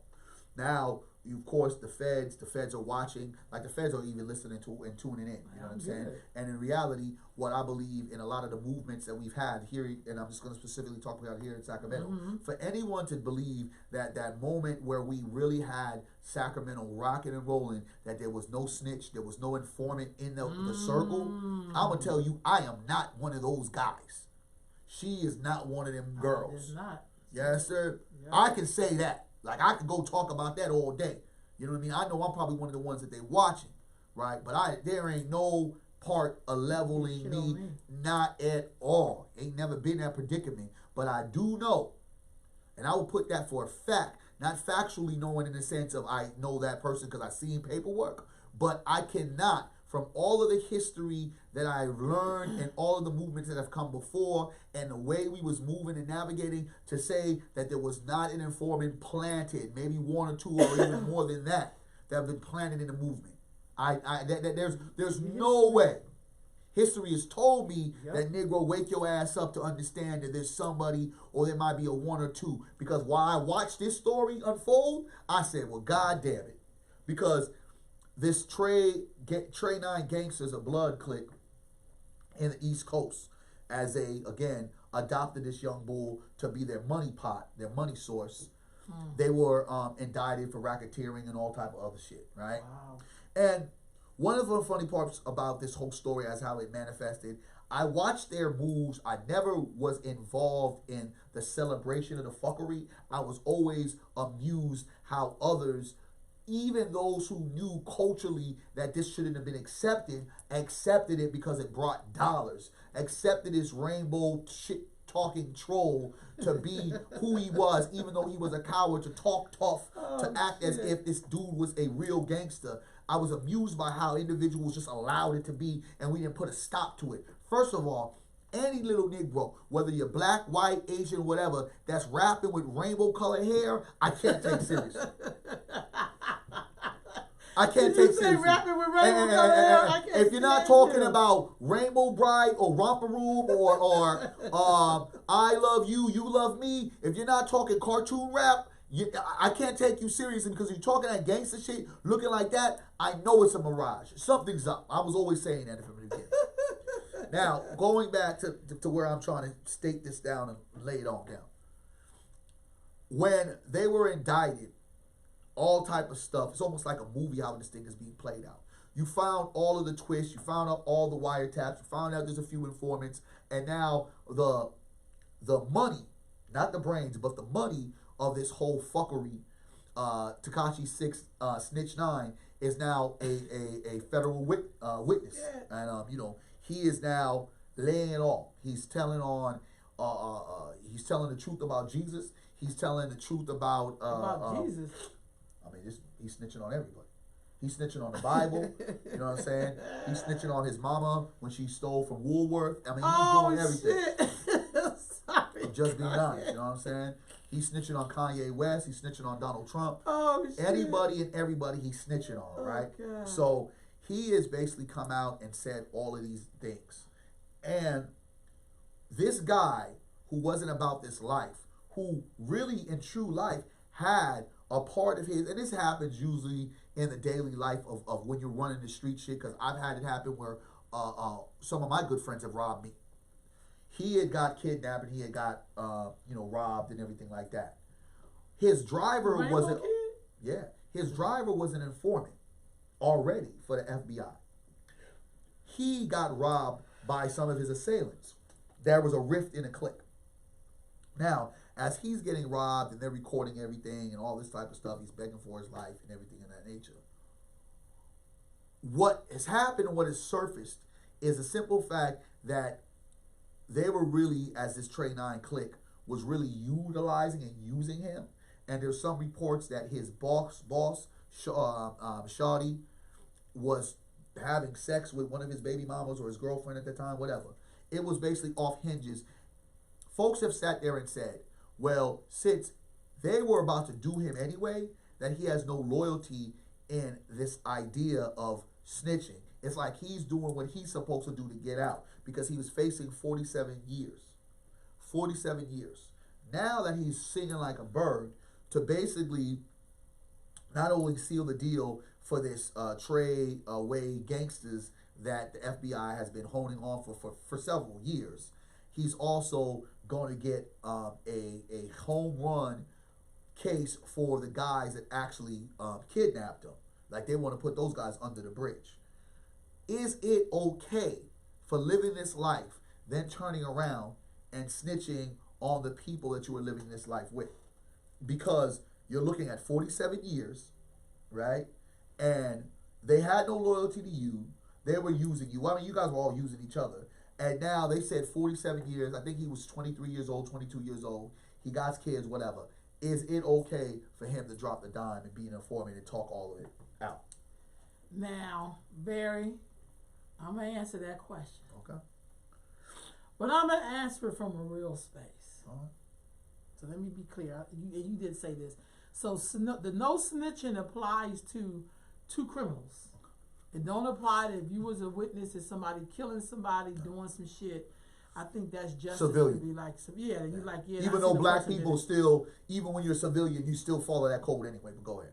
Not really. Well, some I of them feel like do. when you look at all the murder in the black community, and we have been honest with each other, then people may want to live around us because we have a code of ethic. Okay. I say if you do some shit and it's wrong, we're going to do something about it. We're going to say something. If you know somebody murdered somebody's grandmama, you don't not snitch. You tell the fucking truth because that person needs to be in jail. You don't kill. It's Right. some. See, I Or live they out will the- need to get killed. Yeah, but I lived where it was cold. You didn't fuck with children. You didn't fuck with elders. Yeah. You know what I'm saying? There was a code to it. You know, Yeah. you just didn't do certain shit. Yeah. That's number one. Number two, I think if we're talking about this kid right here, Tech Nine or whatever the fuck his name is. What's his name? Tekashi Snitch Tekashi Nine. Nine. Snitch Nine. If knowing who he is, yes, he's going to tell it because it's survival. Okay. Only thing is that he's snitching is very public. This motherfuckers that's been snitching that all y'all got arrested together. This motherfucker did 3 months and y'all got 3 years. So we know there's always been people who committed crimes with each other, snitched on each other because I really don't want to go to prison for 10 years. If I get a deal and get a year and they're gonna be there for 15, I'll take that. Okay. So I feel like we know that snitching is a part of criminal activity. It always has been. Yeah. Ain't no new shit because look at this kid. Like, I just like, what the fuck? He ain't Like, gonna survive 47 years. But my thing is like, why is it the conversation of snitching? Because I tell my kids, don't do the crime if you don't want to do the time. Beretta, if you can't do the time, yeah, don't do the crime. time. No, what is it? Don't do the crime if you can't do the time. Yeah, don't do it. I tell my kids all the time because I don't believe in the code. I mean, I believe in the code, not snitching. I came from living that life, and thank goodness I was never been put in a predicament because I had the feds pop my connect, and I had just at that particular time kind of disconnected with my connect for like 6 months because I had owed them some money. So I was like, shit, ain't nothing for us to talk about right now. I got to try to find the re-up money, you know what I mean? Right. Because I got funded some shit, right? So I'm like, yo, it's good right now. Yo, everything good? Like, yeah, everything good. We just, moving these packs. Like, yeah, fuck out of here. I'm trying to get the money back. So, and he was in a federal indictment. Like, his lawyer laid it all down, and his lawyer said, yo, my man's did what he needed to do to get himself less time. So, here's my thing. Wow. I've never been put in that predicament, though it could have happened. When my people robbed me, I didn't call the police. I didn't say, yo, police. But that's what niggas do now. But that's because y'all both was in illegal shit. Okay, but niggas do that shit. So at the end of the day, I let karma get him. And I didn't even go ahead and wax him. Karma got him. He's now serving life. So my reality is, I get that. and a lot of these industry cats are chiming in. But then I'm just kind of like just trying to figure this out. You got 50 Cent that folks have alleged was a snitch. You have T.I. that folks allegedly is a snitch. What? Oh yeah, remember that case? Remember that case with the guns? He's a felon. That nigga had more artillery weapons than some of the military at the particular time, depending on where you want to go. Maybe that's because he was mixed and he knew. I don't know what, but at the end of the day, I'm just being you got that. You have Rick Ross, who was an actual CO. He was a correctional officer at one particular time. But that wasn't paying, so he got into the game because you get paid. Do we really believe Talking that? shit. You know what I'm saying? So my whole thing is there is a lot of individuals that have been. That's so true, sis. Puff Daddy. Well, Puff- I ain't shocked. No. He went from Puff Daddy. to P. Diddy, whatever. That To Snitch dude City. snitched on Shine. This is public records. And Puff Daddy, as many folks want to say, well, he wasn't really was. I know Puff Daddy was a boss, and I'm going to say, because a lot of people are scared to say it, I believe he had something to do with Tupac being murdered, and I say this in one level. He put out what is that damn thing? He put out what's that damn word? I'm not saying he put out a hit, but there was a bounty.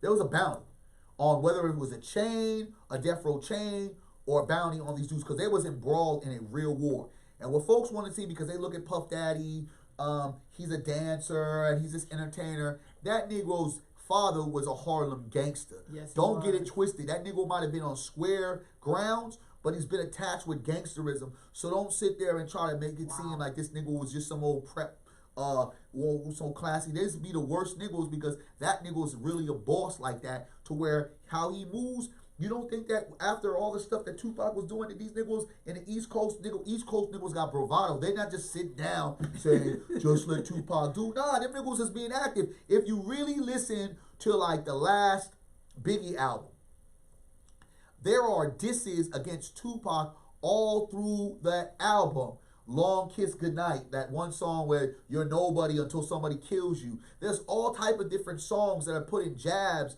at Tupac, but people don't want to believe that because Puffy, he has to hold up this image. So Puffy was a dude that snitched on his guy that did the shooting. And I don't want to hear Puffy was not a part of that. Puffy is involved. Trust me, he's involved with the gangsters. Because I think that's a code of conduct that most of these rap niggas are attached to something because they need protection or they're going to be extorted. And that's what 6ix9ine was saying. He's like, yo, I'm being extorted by these dudes, so might as well snitch. So what I'm saying is, you have all of these rap artists that are chiming in, but all of them have been some kind of hint of like, well, maybe you're a snitch as well. And as you said, broken it down, Queen, true. Snitching is a part of the culture. It was a part of the mafia. Sammy the Bull, one of the greatest and most legendary and most well-renowned snitches. Sammy the Bull took down the whole Gotti mafia family. And he was able to walk these streets. So my thing is, why are we making it such a big deal as if we hold by this code where niggas are snitching on each other every day? Whether it's dry snitching, whether it's pillow talking, whether it's tattletelling, whatever you want to say. But for whatever reason. That's why people should be Catholic. You can go to confession and tell the priest and nothing would happen. Okay, you funny for that. I think that's what pillow talking is. Yeah, well, shit, these niggas do a lot of that. So why are we making it such a big deal that this dude is doing something? Because how many of y'all niggas are going to sit there and do 47 years? I'll wait. I'm not going to put myself in that position to do 47. But this is, again, another lesson that Uncle B wants to tell my kids, as well as some of you parents. This is not the lifestyle that is built for retirement. This is the lifestyle that you're going to end up having to do something that requires you, if you want to get out, because you're too deep in, something that you will regret. Because later down the line, this dude is going to be walking these streets. And I will really be shocked to see this dude living for more than 2 years. But I, to be honest with you, can see this dude as well having a normal life. Because we still ain't even taken care of George Zimmerman yet. Hell, Malcolm X assassin, a person who killed him, is still walking around in Jersey. But I'll wait. But we're going to be silent on that. Yeah. So I think that it's this idea that niggas just hold the block. You got to stand tall. Stand tall. Don't do the crime if you can't do the time. But this idea that we have this loyalty to each other, it just shows and identifies when shit hits the fan, everybody starts telling and pointing fingers. Because that's why even in criminology, we can't even surface and be successful because we got too many people tagging each other. Let me ask you this, Barry. So we know that we have a lot of crime and shootings and here in our town where we live in Sacramento. Why is there such a code around not snitching when there's a loss of life of people in your own community? So I put up this sign that says, no snitching is like a rat, like with being stabbed, whatever. Yeah. And it says, keep our streets honest. Now, what the fuck is that? Wow. Yes. What? Queen says right here, and this is crazy. You're right. This also dates back to slavery. Yeah. Do you know there was motherfucking the house Negroes, or even the Negroes that was in the field that was snitching on Turner. There was snitching on Harriet Tubman. Yeah. You get what I'm talking about? Like, we leaving anyway. Exactly. But this is kind of like what we have now produced to be part of our culture. Like, I'm going to do my shit, but then I'm going to tell on everybody else. And I think that's cowardly. I believe, like, if you do your shit, you get caught. I don't want to hear no tears, nigga. You have a time. Because everybody knows that moment when you should stop. Everybody knows, and you get that time. There's always that, I should stop. I got mine, and I understood. I said, you know what? I'm done. I'm done with the game. I'm over it. Because I knew the next levels, if I continued, it had to be this. And not saying that I might have not bounced back gracefully, right, but I didn't have the time to see the consequences and see what my life would have been. I'm happy the way it is right now. Because I am not talking from a felon perspective. I'm talking from a perspective of a person that's done what he's done and been able to say, I've navigated away from that. And I don't always like when we always have to say, well, let's listen to the guy that did 13 years. Let's talk to the nigga that didn't do the 13 years. So I always say we always talk to people who were the drug addicts or the drug dealers, but we never talked about the people who survived both of that. What made you not want to sell drugs? What made you Let's not talk want to about use that. drugs? What made you, even if you got the game, what made you get out before you became, we don't look at that. We always go for we just like a good story. Exactly, because the prison system is not teaching me nothing, because at the end of the day, that's one of the most corrupt institutions that we have in America, in the world, to be honest with you. I mean, yeah, I get it that you had to do time, blah, blah, blah. But I want to know from the brother or the sister that was this close to getting nabbed and the shit they had to do to get themselves and reinvent themselves here. Because I tell people I never served jail time, but I was serving my life sentence on the ground. It's a lot harder to be humble when a motherfucker you used to ball out of control and they trying to ask like, yo, where the Lexus? Where the change? Where the bitches? Where the money? Compared to, JoJo just got locked up. I already know where JoJo is. JoJo got locked up. So we did his time. Not like, well, how you fall off? You got to ask those questions, you know what I'm saying? That's real talk. And now you have to sit there and deal with that pressure of who you used to be to try to now say, I'm changing up, and niggas don't want to hear that. So my whole thing with the story about Tekashi Snitch 9 and the whole Treyway is, this is another lesson. You say Treyway, because I was Treyway. It was like, it's another lesson. If you ain't paid attention to Death Row, if you haven't paid attention to the other young bull from New York that had that dope Bobby Shmurda, if you haven't paid attention to the Black Mafia family, that was in rappers, but there was these brothers that came from Detroit and Atlanta. I can't remember. And I remember these niggas. Queen, I remember going into LA to an all-star game. I'm telling you, 20 Negroes from that clique, all in Lamborghinis. And cold thing about it, none of them were rental. They just pulled up. Can you imagine how the Lamborghini dealer felt? Come on. Here's the thing, we do all that. The team that we're supposed to be against ended up with all our riches, and we all in jail. Listen. Like some bitches. So, and Queen, again, you're right. Prisons don't teach, nor do most of schools. So I'm not gonna. I don't want. I don't. For this ideology for us to believe that all we need to get. I don't want to hear prison stories. I want to hear some of those stories of before that moment happened, and that's always been our backward hustle. It's like we identify with the individual, right? You know what I'm saying, that survived the shooting, but not identifying the people that's doing the shooting. You know what I'm talking about? I want to hear from their perspective. You survived the shot, okay, cool, but you didn't even go back and do what you were supposed to do. I want to hear about what made you be that gunner. What made you be that person? So my idea to this whole thing that's happening is a few. We continue to perpetuate and glorify ignorance and celebrate it in such a way when it all collapsed, denounce it. How do we denounce something that we celebrated? That's one. We continue to allow culture vultures to seemingly come in unchecked, to seemingly come in unannounced, and have no credibility, but be able, because it's making me dance, it's making me shake my head and clap at it and applaud it. Need to feel good. We need to feel good, so we're okay with it. And then we're not doing enough to pay attention or censor our kids from dealing with the fuckery. Dear parents, if you're paying for your kid's phone, you should be all in your kid's business. Right. Not only their social media, but you should be having them check their phone in by the time it's 9:30 or 10. They are not responsible for their lives the way you're responsible for their lives until they get older. And I think that we allow ourselves, because when it's good, to be okay with it. But then when it's bad, we want to start doing the blame game. I cannot handle a person who takes no accountability or has no integrity for the fact that this young dude has called hits, this young dude has done his own dirt, and now has the luxury, a Mexican kid has the luxury to point at a bunch of Negroes and said, they made me do it. And have no accountability because he's working for the feds. And I don't think that's honorable. I think that's coward. I think that's silly Negro shit. I think that just works to death. Aren't there all bunch of people of color? This of color kid is pointing out a bunch of other people of color. It's not that you're black and he's Mexican. And that's another thing. I agree with Pale you, privilege. I got Pale privilege.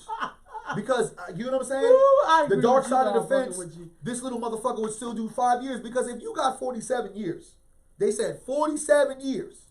So he get out, he be what it is. The motherfucker probably gonna get out in a year and a half, yo. He's a victim. Restorative justice. Exactly, restorative justice. A victim of what? Of his own circumstances. A victim of what? Seeing a lifestyle. And folks, remember, this shit never ends up being good. Yeah.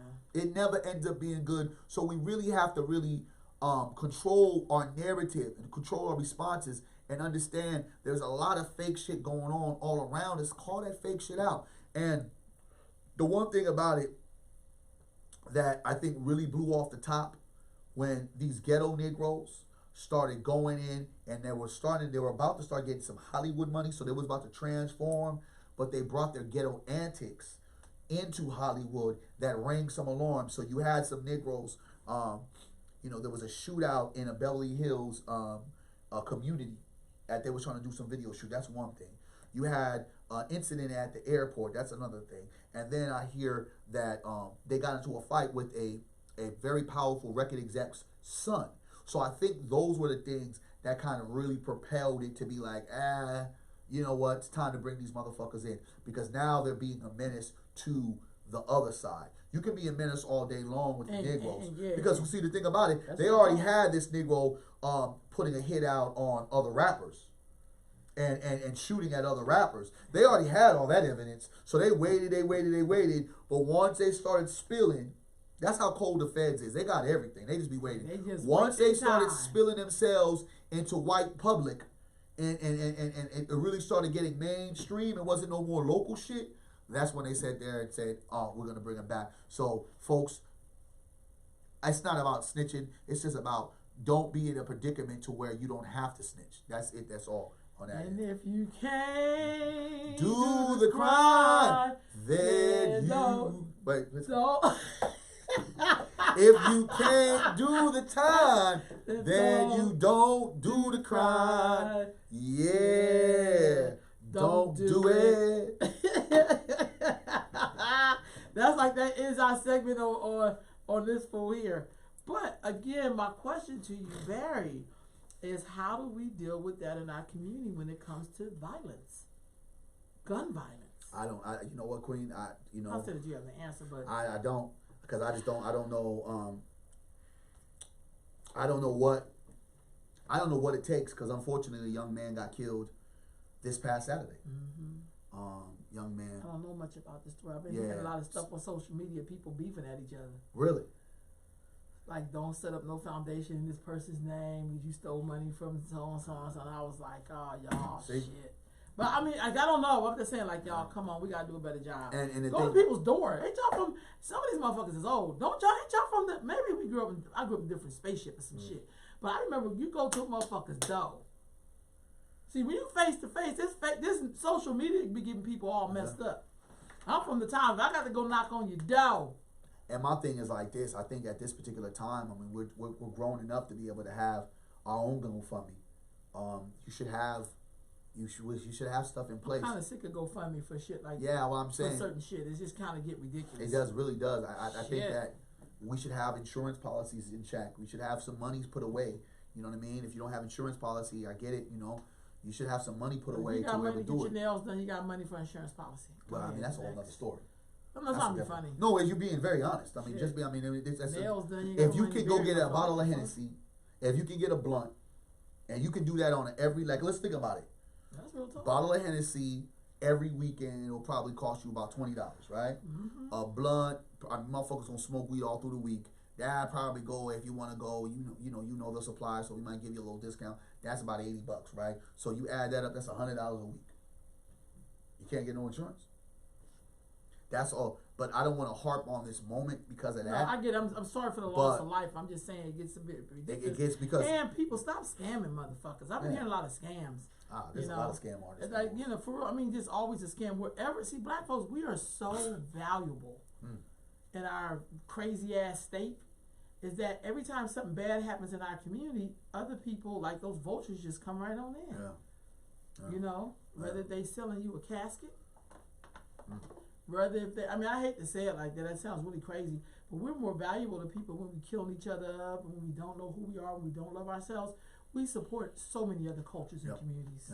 And I do believe you, Queen Dion Queen. She said some of us can't be covered because it's an astronomical amount. You true, but I just added the fabric of, you know, if you are, and I'm not saying this is you, Queen, at all, but if you are spending money on liquor, spending money on weed, things that are, I don't know, helping you, whatever coping mechanisms that you use, you could be able to afford the astronomical amount of you know, shit. Of Tickets to insurance. Tickets to shit and going to Thunder Valley, that shit costs money. All that too. stuff. There's something that's a cost, but at the same time, if you don't want to get insurance, like there's some times I didn't have no insurance, but you know, I have, you know, my insurance is put together right now, of course, because there's been moments, but I have enough money where if something would happen to me, my daughter would be good. Like, hey, Deja, your dad's left you this paper, and y'all niggas, here's my money. Go ahead, bury me right. You know what I mean? The sad thing about this brother, I heard he was home from college. Yeah. That just kind of hurt my heart. I didn't know him at all, so I'm not acting like I know him. I'm not that on front like that. But it's something when you see people trying to better themselves, whether we agree with college or not, and then he's home, and then this happens. This is like, maybe my baby should have stayed away. That just hurt my heart. And you know, and it's the thing about it, and that's right, Queen, because I get that pre-existing condition. Yeah, because and that's a fucked up thing about insurance. That's why I said, and because I know how the insurance is played, you have to save yourself. Then you have to be able to save your own money. And that's what I did. You know what I'm saying? Like I'm going to try to save my money, and I do believe that there are some insurances with pre-existing conditions. I don't know the amount, but it is a fucked up scam because that's how a lot of these Asians and Middle Easterns have made money, and a lot of white folks have made money off insurance. Like, you know, they'll go ahead and get their kid will be 1 year old. All right, 16 years old. We want to put some insurance on them. That kid survives. Make sure that kid survives, and they go fill up that money and put that shit in a business. That's real talk. You know, so I think that there's got to be some ways that we do support a community fund or whatever, but it's important to put something away. But the biggest unfortunate issue is, how do our kids keep on dying? Like, why do our kids keep on dying? Why are these kids who are quote unquote good keep on being the ones that get the bullet, and the kid that is not good continue to live their life and continue to do the same fuckery that they've been doing? I mean, this is not a cool situation. This kid, a lot of my kids knew this kid, so you know, it's a very unfortunate situation. But we're right back into the dilemma, just like you're saying.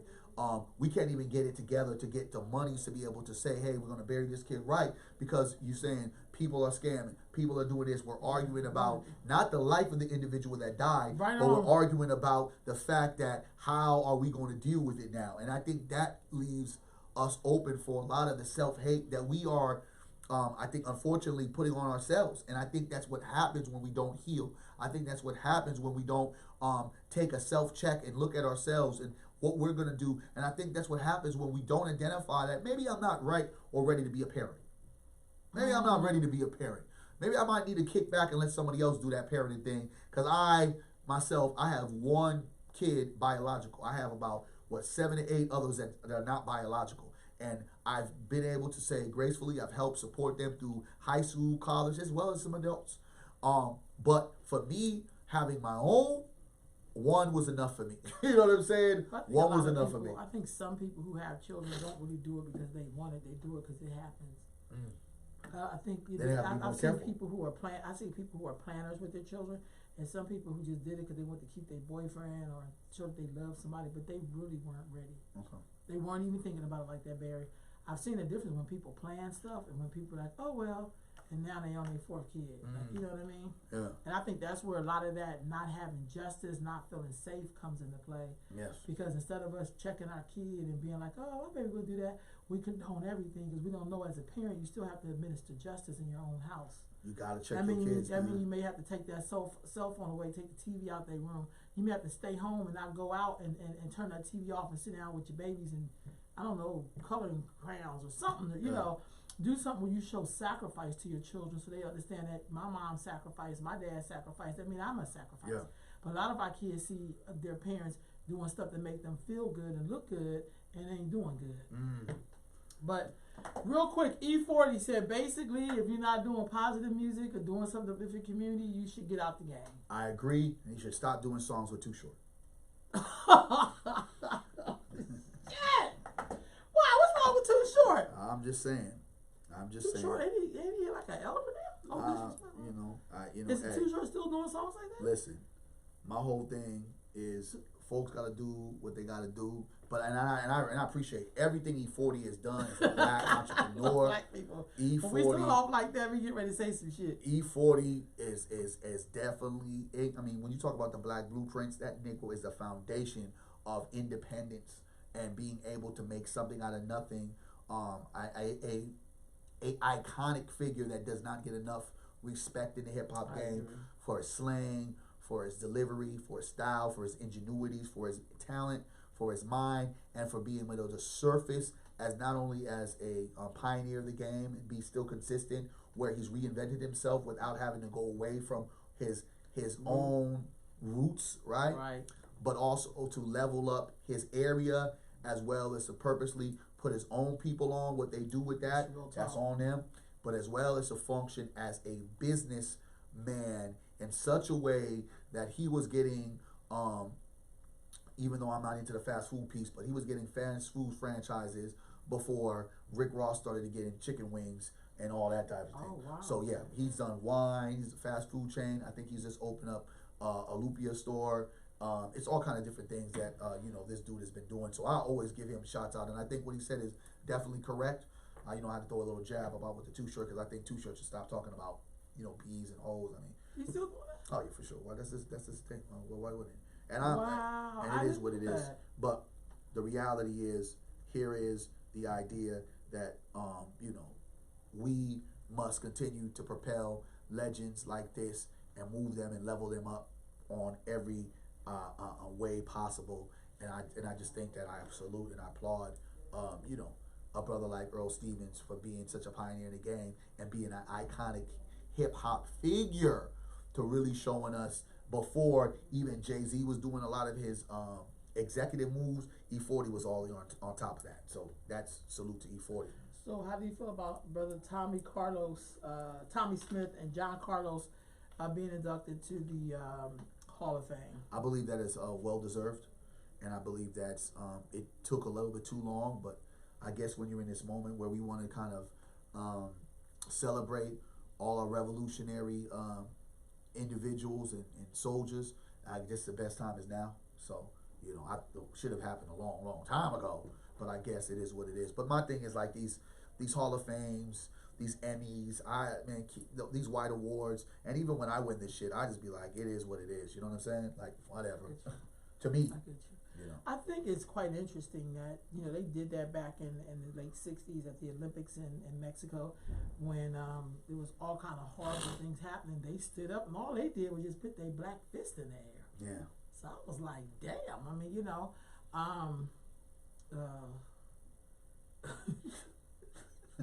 Terry Barrett,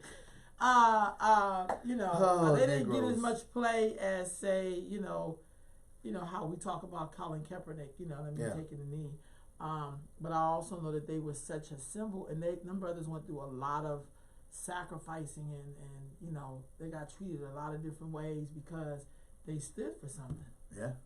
And I don't think we stand for enough. Yeah. And as I look at this thing that I'm just laughing at, like, we just love the police, man. Negroes just love to partner. And trust me, my life would be a lot easier if I wasn't so unapologetic, if she wasn't so apologetic. And I'd be, come on, let's do collaborations with the police. And I could still be the What should our relationship with the police be as we wrap this up? What should our relationship with the police be, Barry? No, I'm serious. I gotta. We have a black man as a police chief in this city. I think I need to ponder that thought. Okay. And I would love to have. I would love to have him here to have this conversation, but I don't think he would be able to. It's never going to be the conversation. He may do it. I mean, he ain't going. Are y'all on speaking terms? Or? I haven't talked to my guy in a while. You know what I mean? I just because it just means to me. I'm just interested in conversations because I just kind of, And that's the thing about it. And it's like people like ourselves are the ones that really suffer the most because we got the most stuff going on that could get support from all different kind of angles. You know what I'm saying? Because make sure you show them this. Oh yeah. Okay. Oh, You know, family. Yeah. Thank you. After that, after we say that, and then, but I just choose to stand my ground like other individuals and be like, it's not the time because it's not real because I'm still trying to figure out what happened to the people that killed Stephon Clark. Like, what happened to them? They were just. Well, everybody got paid. That's what happened, Barry. So I can answer that for you. People got paid. People are celebrity, and that's what happened. And I know that's like, wow, Londa, that sounds kind of fucked up. But and that's the person I can bring that up there. That's what happened, and I feel like we just have to be honest. That was a paycheck. Shit. Yeah, Let's just be honest. I know that sounds kind of messed up. I didn't know those people for real. Yeah. But I know it's a paycheck. Again, black people, we are so valuable dead. People make more money off you dead than they did when your ass was alive. I just don't believe like you can build a there strong. was a settlement already. Yeah, I know about that. I just don't believe we can build a strong community with just these fake conversations when it's a systematic issue. Like niggas keep on talking about police. Police in Sac PD just did something just the other day with some black folks. I don't know, some shit. They came in to a house that they wasn't supposed to do. Like they're always doing shit. So to me, it's always like I don't get what niggas fancy is for trying to this idea of police and community. I just don't understand their fancy. I think that let me ponder on that question and let's go ahead and let me think about that. I want to actually go ahead. Okay. The question you said again was what? What do we do with the police? What should our relationship look like? I think I'm gonna put that on my Facebook and see what they say. Okay. And then then we'll come back next week. Okay, I got that. I'm trying to lift this one thing up. Okay, so Barry, with that being said, I know you have the event coming up with Dr. Runoko Rashidi on this weekend. Yeah. The 29th at 3 p.m. On Florin Road, the 2251 Florin Road. Get your tickets. I'm trying to lift up this thing right now. I got tickets. And get some your tickets, some folks are gonna get some tickets today. Like let's come out. Let's talk about it. Let's be about our history. What are some of the things he's gonna be talking about? I think he's gonna be talking about the roots of it all. Like how foundationally we stood before we were African Americans, and I think really going into the parallels of how we engaged historically and how it kind of moved away from historically to being where it is currently. You know what I'm saying? Like our ancestors were like this, and now we've really become this when we should really stay like this. So it's just going to get us rooted into what was real and what is kind of like being told to us that's not real. And I think that in general, we need to have these moments because we need to teach our kids correct history. For those folks that are constantly saying schools aren't teaching our kids, well, we're trying to have people teach our youth and teach ourselves. So let's be able to combat ourselves with real tools, real history, real understanding from a professor, a doctor, a brother that's traveled all over the globe. Yes, he has. And be able to really get indoctrinated into our own reality, not this thing that we're taught and being smoothed over. Okay, Black history is this. Oh, like, oh, huh? Like, wait, I didn't catch that one. Black history is this. Like, nah, stop throwing a bunch of people at me that you recycle or throwing a bunch of moments at me that you recycle.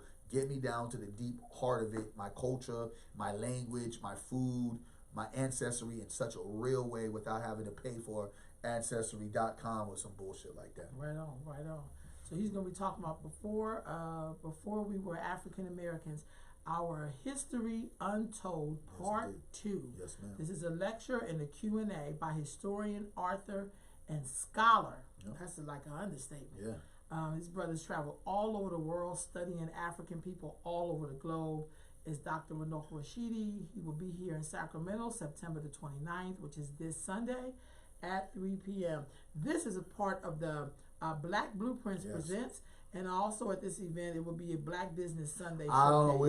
We probably not going to do that. Okay.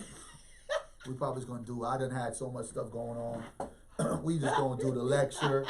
I will probably be selling some plates, but this stuff. Is it going to be oxtails? Oh, come on now. Okay. I'm like, niggas is knowing. We going to listen.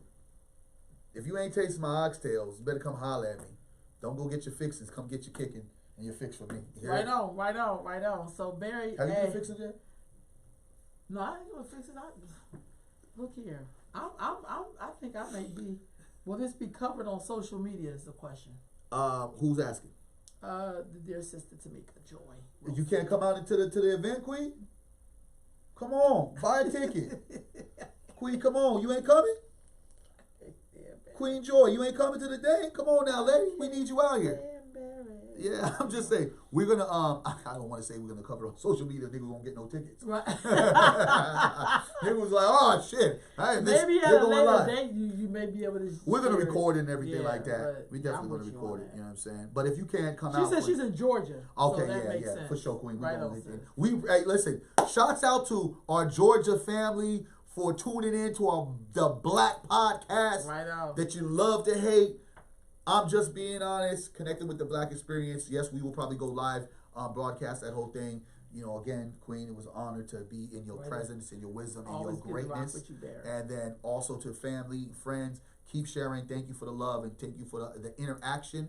We always love that. We need that. And continue to lift up a Black podcast that is unapologetic about our Blackness, unapologetic about our truth. And we can go back and forth, but understanding this is what unity looks like. That's right. Unity ain't always that. You got to be on the same page, but we got to be on the same team if we're really trying to go to the World Series and get the championship. So, next Tuesday, see y'all. And we're going to talk about the police shit later. All right, peace. And Ia says she knows Dr. I know her. She's an elder. She lives in the